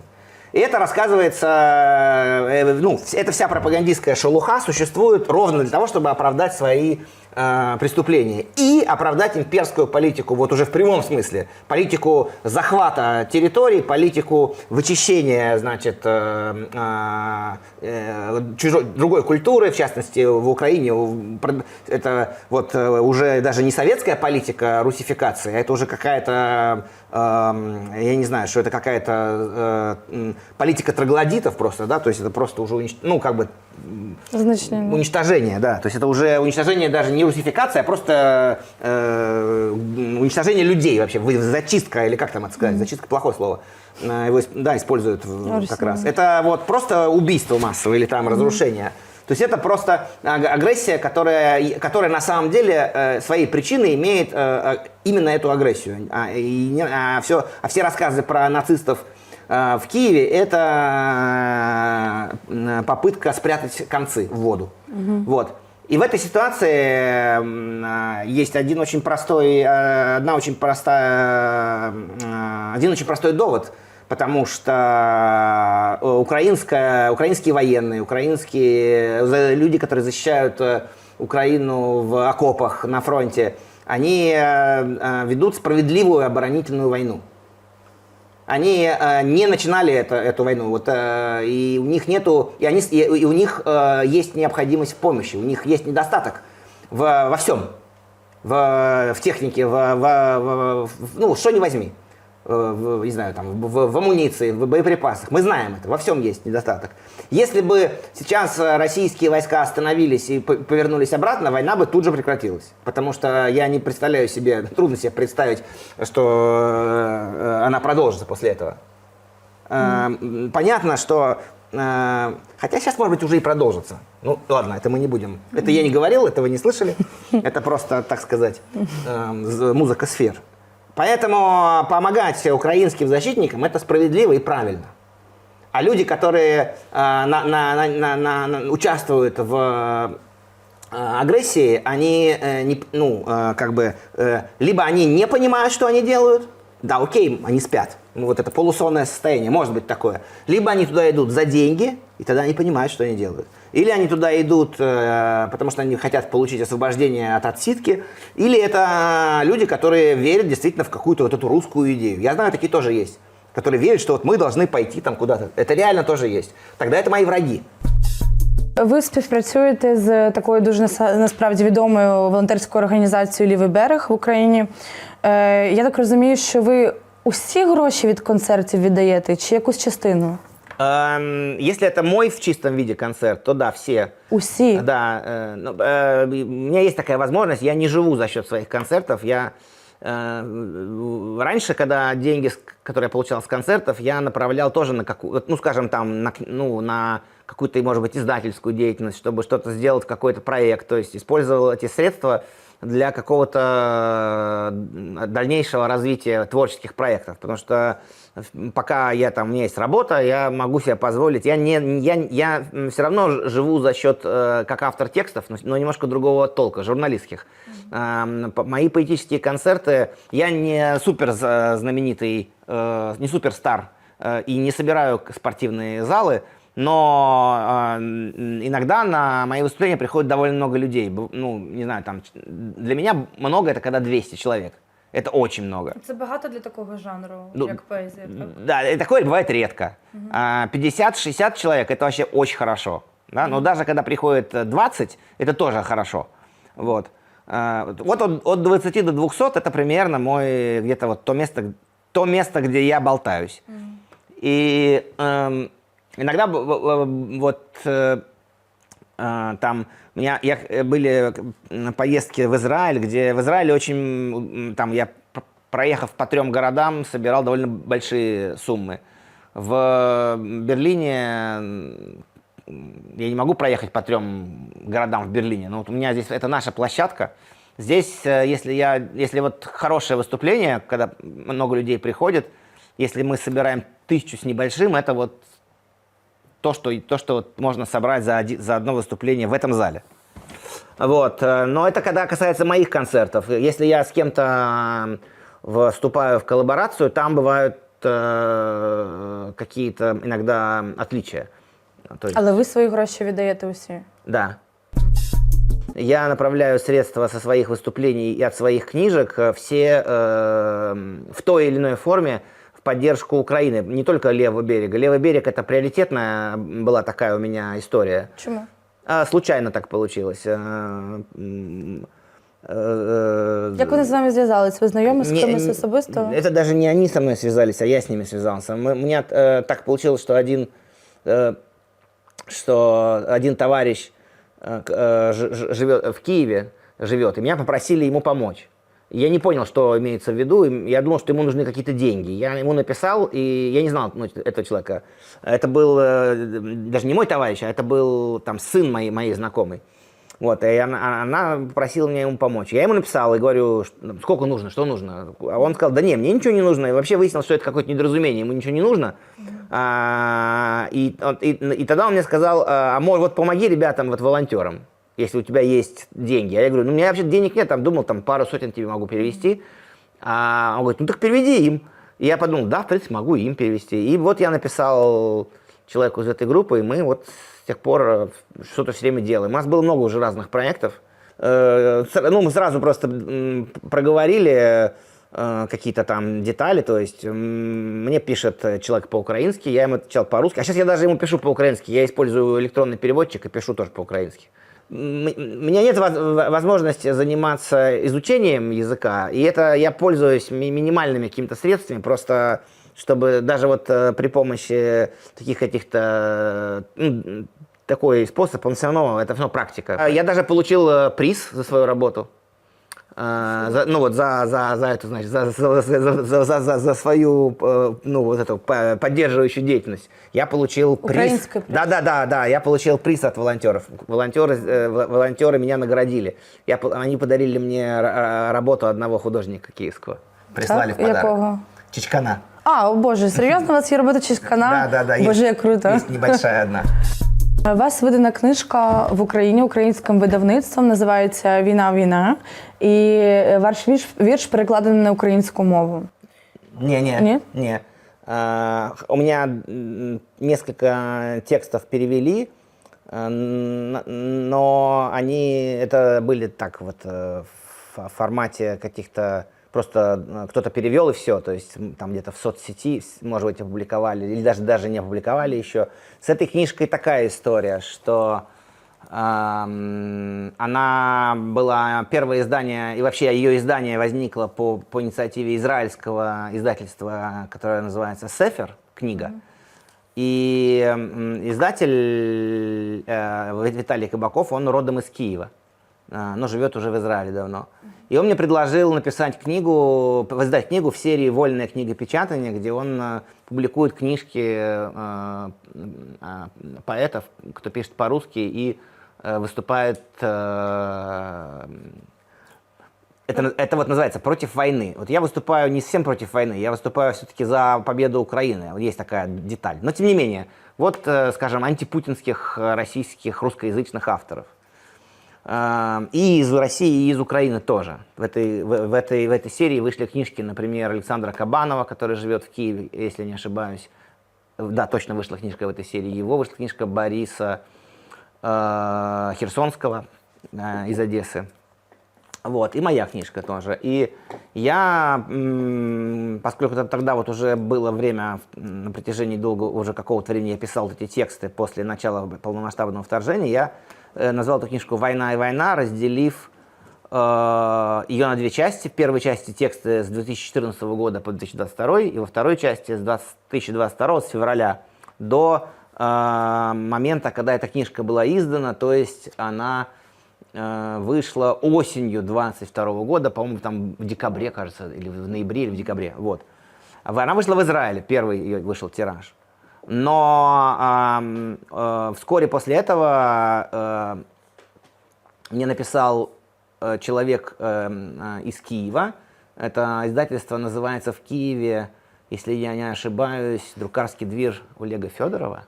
Вот так, мне кажется. Вот такое, так называется издательство. И человек из этого издательства написал и предложил выпустить книжку там, и она вышла по-русски, но только ее атрибуция по-украински, вот то, что здесь написано, она вышла там по-русски, так что это уникальный в каком-то смысле случай.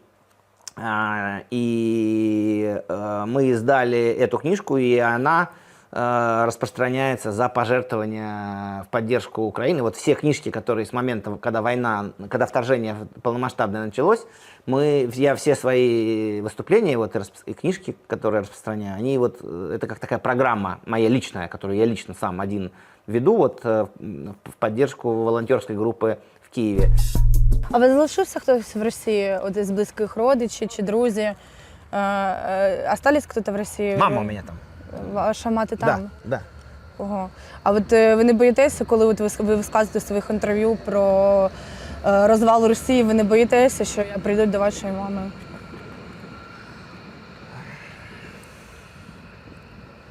Ну, да, боюсь. Але все одно ви це робите? Но, да. Чому? Не знаю. Ну, так надо. Ну как? А взагалі ваші відносини з мамою, вони які? Вони люблячі? Вони... Да. Я думаю, что да. Тут это в этом смысле мне повезло. Потому что, конечно, маме было нелегко как говорится, перед ней широким, по всеми парами к горизонту двигался крейсер «Ебанько», значит, вот, и поэтому ей было нужно как-то притормозить это мощное движение, вот, а матросы подбрасывают угля, «Титаник» идет как бы прямо и направо, ну, в общем, ну вот как-то, тем не менее, я думаю, что при всех трудностях она выбрала какую-то наиболее правильную стратегию в мой адрес. И в результате как-то, ну, у нас хорошие отношения, конечно. От ви згадували вашого дідуся. Ваш дідусь відомий видатний перекладач і поет Савелій Грінберг. І на вашій сім'ї можна бачити такий приклад спадковості. Це що за слово? Спадковість? Наслідственності. От, який ваш зв'язок з дідусем? Вот как раз дедушка, он, конечно, на самом деле никакой не Савелий, это русификация тоже. Его звали Шаптай Бен Шломо Гринберг, на самом деле. Вот. И я тоже это узнал не так давно только, когда я встречался со своей тетей в Иерусалиме, и вдруг мне пришло в голову спросить ее, почему, собственно, Савелий? Вот, на самом деле, конечно, никакой не Савелий, Шаптай. Вот. И он родился как раз в Екатеринославе, то есть в Днепре нынешнем, то, что в времена Российской империи называлось Екатеринослав. И оттуда, родившись там была очень большая еврейская община, но он там не жил фактически, а вся семья жила в Крыму, в Симферополе. Поэтому вот этот, у меня такой есть крымский коннекшн специфический, но его нет, потому что вся семья уехала, когда красные заняли Крым, а дедушка мой видел, как Красная армия вошла в Крым, в Симферополь точнее. Он видел, как... Он мне рассказывал, что вначале вышли власти, которые там были, потом всю ночь были слышны крики, выстрелы, лай собак, потом утром или там днем они все вышли на улицу, стояли, и вот выехала вторая конная армия Филиппа Миронова, которого впоследствии репрессировали, а вторую конную армию вычеркнули из истории, поэтому осталась только первая, Буденова с усами, больше не было второй. Почему только одна? Первая, а где вторая? Третья, может, какая четвертая была? Нет, всех стерли, он все это видел, как въехали, значит, красные, и потом, через несколько лет, вся семья уехала в Палестину. А дедушка поехал, он был, я как понимаю, воодушевлен. Палестину? Чему в Палестину? Ну, евреи. Все, поехали на родину. Тогда уже была эта идея возвращения, и они уехали. А дедушка поехал в Москву строить социализм. Поскольку у меня пошла какая-то вот эта поэтическая беда сама по себе, когда потом раскрыли тайны, что вот этот у меня дед, еврейский поэт, потом еще прадед тоже какой-то поэт, и там еще вообще дальше все это уходит, не будем говорить куда, то я просто мне стало ясно, что я не просто, Не просто поэт. Нет, я хотел сказать, не просто ебнутый, а ебнутый со смыслом. Как-то так. Я читала, що вам ставлять різний діагноз постійно, так? От який діагноз на даний момент? Диагнозы меняются с годами, потому что меняется наука, научный подход, медицинский подход, и просто то, что называлось там 20 лет назад так, теперь так не называется, да? Когда мне было, там, не помню сколько, там, лет 7, наверное, мне советские врачи поставили диагноз шизофрения, но он не был подтвержден. Сейчас диагнозы, с которыми я имею дело, а возможно они тоже однажды изменятся, это биполярное расстройство, пограничное расстройство и депрессивное расстройство, юниполярное. У вас потрійний діагноз. У меня каша с диагнозами, потому что биполярное и депрессивное одновременно не могут быть у человека. Но мне немецкие врачи поставили разные несколько раз, и то, и другое, отменив предыдущее. То есть один врач сказал: нет, у вас нет биполярного, у вас только это. А другой: нет, я с этим не согласен, ставлю. У меня есть разные бумаги от разных врачей, где поставлены разные диагнозы. Но во всех из них присутствует пограничное. С этим все согласны. Поэтому Як ви вважаєте, що у вас? Як ви вважаєте самі, що у вас? Я считаю, что вообще диагноз – это некоторая условность, которая позволяет каким-то образом описать проблемный кластер, который может отрицательно влиять на жизнь человека. То есть ясно, что биполярная, вот этот спектр биполярный, депрессивный спектр, пограничный спектр, некоторые другие, они похожи. Речь идет о чем-то одном и том же. И часто то, что называется депрессией, оно общее для всех этих диагнозов, для всех этих проблем. Депрессия, по сути, представляет собой некое состояние психики, душевное состояние, когда по нарастающей, если оно развивается, человек теряет волю к жизни и начинает постепенно приобретать волю к смерти. То есть это суицидальное расстройство, которое люди, которые страдают им, среди этих людей очень распространена смерть через суицид. Да, эти люди являются такие люди, как я, в частности, потому что я отношусь к этой группе людей. Риск, среди рисков, которые присутствует, риск суицида, но еще, например, люди, страдающие депрессией, особенно подвержены смерти от сердечно-сосудистых заболеваний.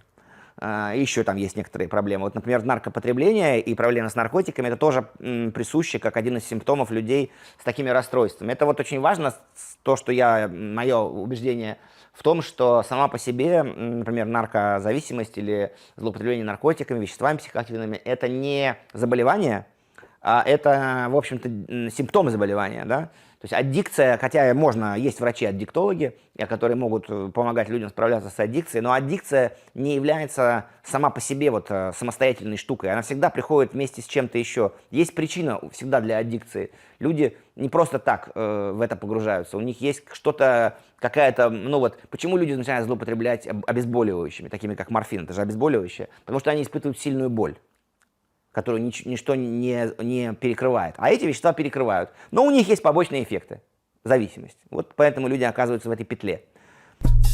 Ви батько, у вас є донька. Як заміщається психіатричний діагноз з батьківством? Чи впливає це якось на ваше відчуття бути татом? Да, воздействует, конечно, влияет. Но как, я не могу сказать. Может, это нужно будет спросить мою дочь лет через 20. Когда уже наконец-то она сможет четко отчитаться о своем сумасшедшем папаше. Мне трудно в этом смысле себя оценивать. Конечно, я какие-то испытываю, наверное, проблемы, стараюсь. Но я много общаюсь с другими родителями, людьми, мы все в моем поколении, в общем-то, почти все стали родителями, за каким-то небольшим исключением. И подобные проблемы, похожие проблемы у многих. Во-первых, дети, например, те, которым сейчас, там, скажем, от 15 до 20 с небольшим, все испытывают некоторые похожие проблемы. Это, например, зависимость от гаджетов. Это, например, у некоторых это вот проблемы с веществами.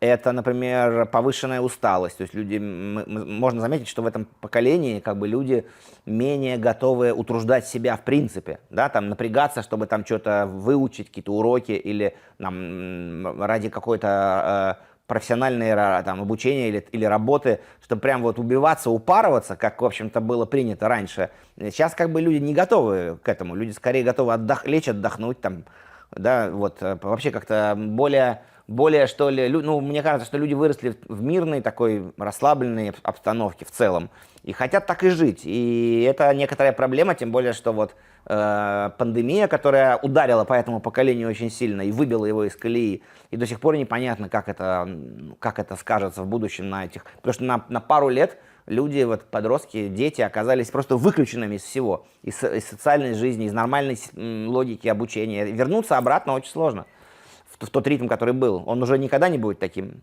по крайней мере, для этого поколения. Вот. И с другой стороны, я вижу, что есть некоторое сходство среди взрослых. Например, многие из нашего поколения сами как-то там, ну вот, в юности переживали какие-то схожие проблемы. Это могли быть проблемы с веществами. Это, кстати, могли быть проблемы... Вот, если говорить о людях из бывшего СССР, то многие из нас, почти все, так или иначе сталкивались с какой-то формой насилия. Ну, не говоря уже, например, о том, что я не могу сказать процентно, но, например, мне кажется, что и я не думаю, что это касается только бывшего СССР, но я знаю там, да, про это лучше. Но, например, то, что подавляющее большинство женщин сталкивались с какой-либо формой сексуального насилия или домогательств в детстве, в юности, это точно.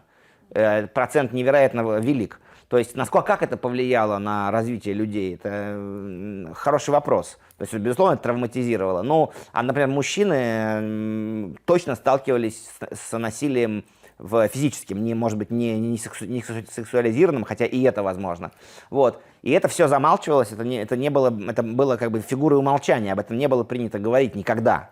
Вот. А как раз в нашем поколении это стало как бы выходить в обсуждение. И люди, конечно, вот, пытаются как-то уберечь своих детей от этого. С другой стороны, трудно найти общий язык, там люди срываются, там кричат, ругаются. Да, это похоже у всех. У вас є конфлікт покоління з вашою донькою? Конфликт поколения, не знаю. Может быть, он и есть. Я просто не очень понимаю, что это значит.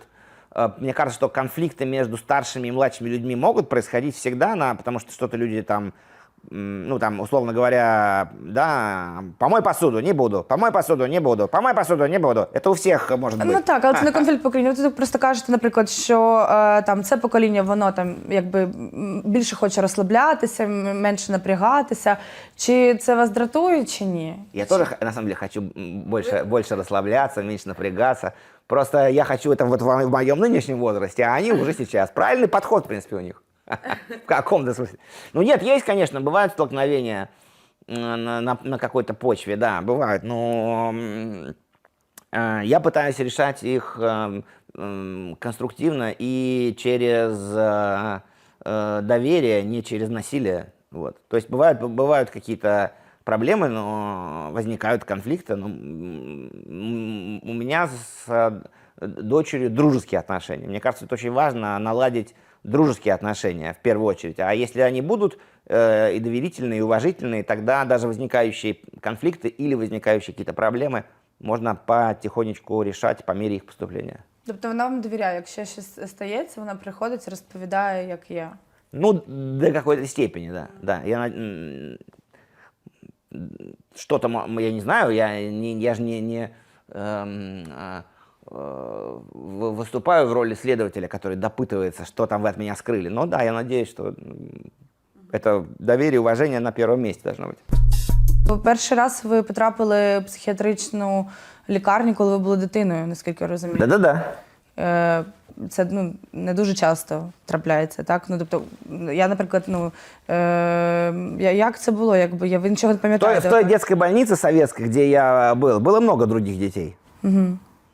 Да, так что, в принципе, я не думаю, что это супер редкое какое-то явление. Другое дело, что люди об этом ведь молчат и даже сами предпочитают не вспоминать многие. Так что трудно на какую-то статистику четкую назвать. Но... Чому вас мама відвезла туди? Да, ну тут трудно было меня туда не отвезти. Я был уже в состоянии полной декомпенсации к этому моменту. Так что надо было уже куда-то меня везти. Да, и... ну вот... Скільки вам років було? А? Скільки вам років? 8 или 7, 8. Це також той вік, коли ви почали писати вірші? Я еще да, примерно в то же время. Я еще в детском саду, помню, странно себя вел, но оттуда еще меня в дурдом не отправили. Еще слишком был... Маленький. Слишком был, да. Зрозуміло. А ви можете, якщо хочете поділитись, у вас є досвід перебування на амбулаторному лікуванні у психіатричному закладі? Ну, тобто ви пролежали там півроку? В детской этой больнице, я не помню, 4 месяца, по-моему. Или 5, 4 месяца. Ви пам'ятаєте щось звідти чи ні? Я помню, как это, да, я помню то, что там происходило, помню, да, я даже начал, у меня такой есть незаконченный текст, я пытался написать об этом что-то вроде художественного произведения, но это пока в процессе, то есть это пока притормозил, но, может, к этому вернусь, в общем, текст не закончен. Я помню, да, ну не все, что-то, помню вот... Якийсь спогад, можливо, можете... Помню, что нас подключали к электричеству. Серйозно? Да. Вас били електрикою? Электрикою, но не били, а как-то подключали. Я помню, что мы лежали на каких-то кроватях, там, я помню, что мы хихикали, со мной рядом лежал какой-то мой, там, видимо, друг или кто-то там. Мы там, в общем, ходили туда. Что-то мы там лежали, что-то нас подключали к нам какие-то электроды. Что-то помню, что щекотно было. Но это скорее был не электрошок, но это был электроток. Какое-то было вот лечение электротоком такое, да. Але ви не відчували ніякого насилля? Было там, да, было. Насилие системное было вообще в любой институции советской, в детской тем более, в любой. Оно было на этом просто построено. Там просто по-другому быть не могло. Другое дело, что где-то это было интенсивно, где-то это было экстенсивно, по-разному. Но в этом значит, детском психиатрическом заведении, я помню, у меня есть несколько ярких воспоминаний, вот они запомнились, что, видимо, означает их значимость. Вот, например, я помню, что у нас двое, там были мальчики и девочки, в принципе, в этом заведении, но это было как бы разделено. То есть девочки там как-то ходили, их было видно, но у нас были, как-то были разведены, там спальни были в разных местах. И я не помню, даже вот в классе у нас девочки были или только мальчики сидели. Но как бы там девочки присутствовали на отдалении. А вот у нас 2 мальчика сбежали из этого заведения, значит. Сбежать, в общем-то, было легко. Потому что вот Советский Союз чем отличался? Что там были серые бетонные заборы, которые окружали, значит, всякие заведения и территории вообще запретные. Но в каждом заборе была дыра обязательно. Это вот было характерно для Советского Союза. Дыра всегда была. И у нас вход в этот психоневрологический санаторий, это была такая, как можно сказать, как в концлагере такой был вход. Там такие были железный забор, какой-то была эта вот будка, значит, с охраной, колючая проволока, я помню, была. А на задней части этого обнесенного забора просто одна секция забора лежала. Вот. Если ты знал, что она лежит, можно было просто зайти. Вот. Ну, а ребята вышли и куда-то делись. Вот. Я еще помню, что один из этих мальчиков по фамилии Глинский, у меня даже есть в стихотворении одном, я эту фамилию использую для персонажа. Вот. И этот Глинский, он мне предлагал, говорит, давай убежим. Ну, я что, думаю, куда бежать? И что-то там он говорил, типа, убежим на море уедем. Вот, и это мы бы староклассники были. И я такой думаю, да куда на море там? Короче, он убежал с этим вторым, каким-то еще, вот, как второго звали, не помню. Видимо, второго он склонил. Думаю, что Глинский был заводилой в этом деле. Вот. И началось расследование. потому что это как бы инцидент, он сбежал. А я не знаю, что с ними было, больше их не было, их не вернули обратно. То есть как бы они исчезли. Вот. Нас, я помню, собрали, значит, мы вот как-то в нашей спальне, где вот стоят кровати, да, где там все. И у нас были звеньевые, мы же были эти, как это, октябрята. Октябрята, ебанутые ребята. И там, значит, был у нас звеньевой. Ну, вернее, их было несколько. Нет, или как-то это называлось? Не звеньевой, а там это... Звеньевой, это, по-моему, уже у пионеров. А там назывались звездочки. Звездочки. И кто там... Дырочка. Да, это кто там был? Не звеньевой, начальник звездочки. Я не знаю, как это... Не помню, как это называлось. Но звезданутые. В общем, были звездочки. И вот были у этих звездочек какие-то вот возглавляющие их, значит, единицы личностные. У нас был Миша Евдокимов. Возглавлял нашу звездочку. Или, блин, вообще все эти советы этих звездочек. Я не помню. В общем, был Миша Евдокимов такой. Вот. И была вот в этом заведении, значит, тетенька. Тетенька была, она была типа как я потом провел некоторое расследование много лет спустя, и она была как бы зам главного врача в этом заведении.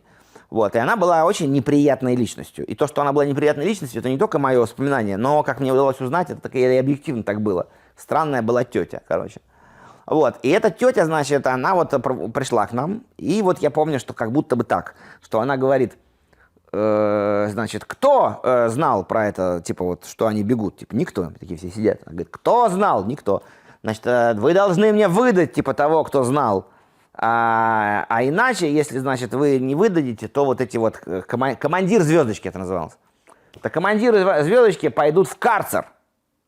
Вот даю вам на размышление полчаса, типа того. И она выходит. Мы такие все сидим. И вот и дальше происходит следующее. Миша Евдокимов, а все дети же все ебанутые, туда, да, у всех, значит, все на нервах, все что-то пережили. И, короче, этот Миша Евдокимов падает на пол, начинает биться головой о железную кровать и кричать: «Я не хочу в карцер!» И вот так вот у меня такое воспоминание. Как он так... Мы такие сидим, смотрим, и, значит, Миша Евдокимов херачится головой о железную кровать. Вот я не помню, что дальше было. Попал он в карцер, был там карцер. Что это вообще за карцер в детском психиатрическом, какой карцер? Что он там, кирпичный подвал с крысами? Я не знаю. Вот. Это были какие-то, значит, садомазохические фантазии этой дамы. Или что это? Вот. И что мы потом, как бы это мы что-то вспомнили, кто-то выдал планы беглецов, я не знаю, знал ли кто-то про это. Ну, я, например, знал, кстати, раз мне Глинский предлагал. Вот, я не знаю, я, наверное, вот так сидел, молчал тоже. Миша бился башкой об эту кровать. Ну, то есть это ненормально, конечно, что такое происходило. Так не должно быть. При этом эта больница считалась хорошей. А что же происходило в плохих? А у вас є якийсь гарний спогад про ваше дитинство? Найяскравіший, найулюбленіший спогад про ваше дитинство? Лучшее воспоминание, наверное, это ну вот мой золотой век, мой значит, мой это покинутый рай, это пребывание на летних каникулах в гостях у тети в Латвии.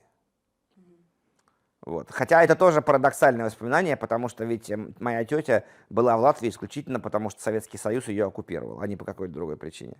Тетя-то моя была из Подмосковья. Вместе с дядей в 50-е годы они туда приехали по разнарядке для того, чтобы строить советское телевидение в советской Латвии. Да? Но моя тетя дядя работал инженером телевидения, а тетя работала на почте. И ей дали квартиру в здании почты, где трехкомнатную. И туда приезжали все ее родственники из России в 2 комнаты, которые она не занимала, где в одной комнате она жила вместе с дядей, а в 2 других комнатах жили летом бесконечные родственники, типа нас. Вот. И там вот в Латвии я как бы был человеком. Там было приятно, там было хорошо. Так. А вдома не було приємно? Где, в Москве? Ну так. Нет, в Москве это как-то вот, нет, это, ну, нет, дома, да, дома, в смысле, вот дома именно, в 4 стенах, да, там было все хорошо, а любой выход на улицу был опасен, да, потому что было ну, Чому? Ви кажете, вас переслідували якісь групи дітей у дитинстві? да, меня почему-то все время преследовали. Ну, у меня были, правда, способы от этого защититься. Форма защиты была, я примыкал к каким-то, значит, ну, к каким-то группам. То есть у меня всегда были какие-то друзья, которые за меня готовы были вступиться. Но вообще у меня всегда, вот парадоксальным образом, это всегда повторялось, что я всегда оказывался, ну, как бы тем, за кем кто бежит группа каких-то детей. Вот, то есть это всегда повторялось. Добре, дякую вам дуже за це інтерв'ю. Так. Дякую. Спасибо. Что, Слава Україні! Можна сказати. героям слава! Да, это хорошее будет завершение. Время.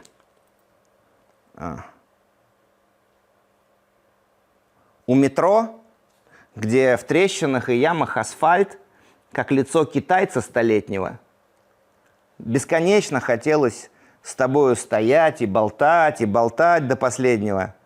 Ноги вязли, как будто врастали в цемент. Я не чуял ни света, ни темени, но даже не догадывался в тот момент, что у нас больше нету времени. Нету времени на отдых в чужих краях, нету времени на кредит в коммерческом банке, нету времени на кооператив на паях, нету времени на уровни, иерархии, ранги, нету времени на то, чтобы настоять на своем, нету времени на разборки с чужими, нету времени на секс ни вдвоем, ни втроем, нету времени сказать «прошу, удержи меня», нету времени на дерево, пластик, металл, нету времени на сражение в мафию, нету времени на Евангелие и капитал, даже нету времени на порнографию, нету времени на пьянку и крики «спой нам что-нибудь еще», нету времени на пюре с сосисками, нету времени на расшифровку рукописи Войнича, нету времени на уроки английского, нету времени на внутреннее горение, нету времени на поход в кино, нету времени на ругань и примирение, нету времени, и уже давно, нету времени попробовать ямайских бошек, нету времени на совместный альбом, нету времени даже на пару белых дорожек, нету времени на уютный дом, нету времени на принятие важных решений, нету времени на истерику во дворе, нету времени на выяснение отношений, нету времени, А все, что есть, сумрак вечерний, город, головы прохожих, как морская галька, нежности морок, сухарики из хлебных корок, да трещины на коже седого асфальта. У метро, где расстались, так и остались, колебаться с тобою во тьме, как тени мы. В тот миг, мне казалось, все начиналось, но у нас больше не было времени.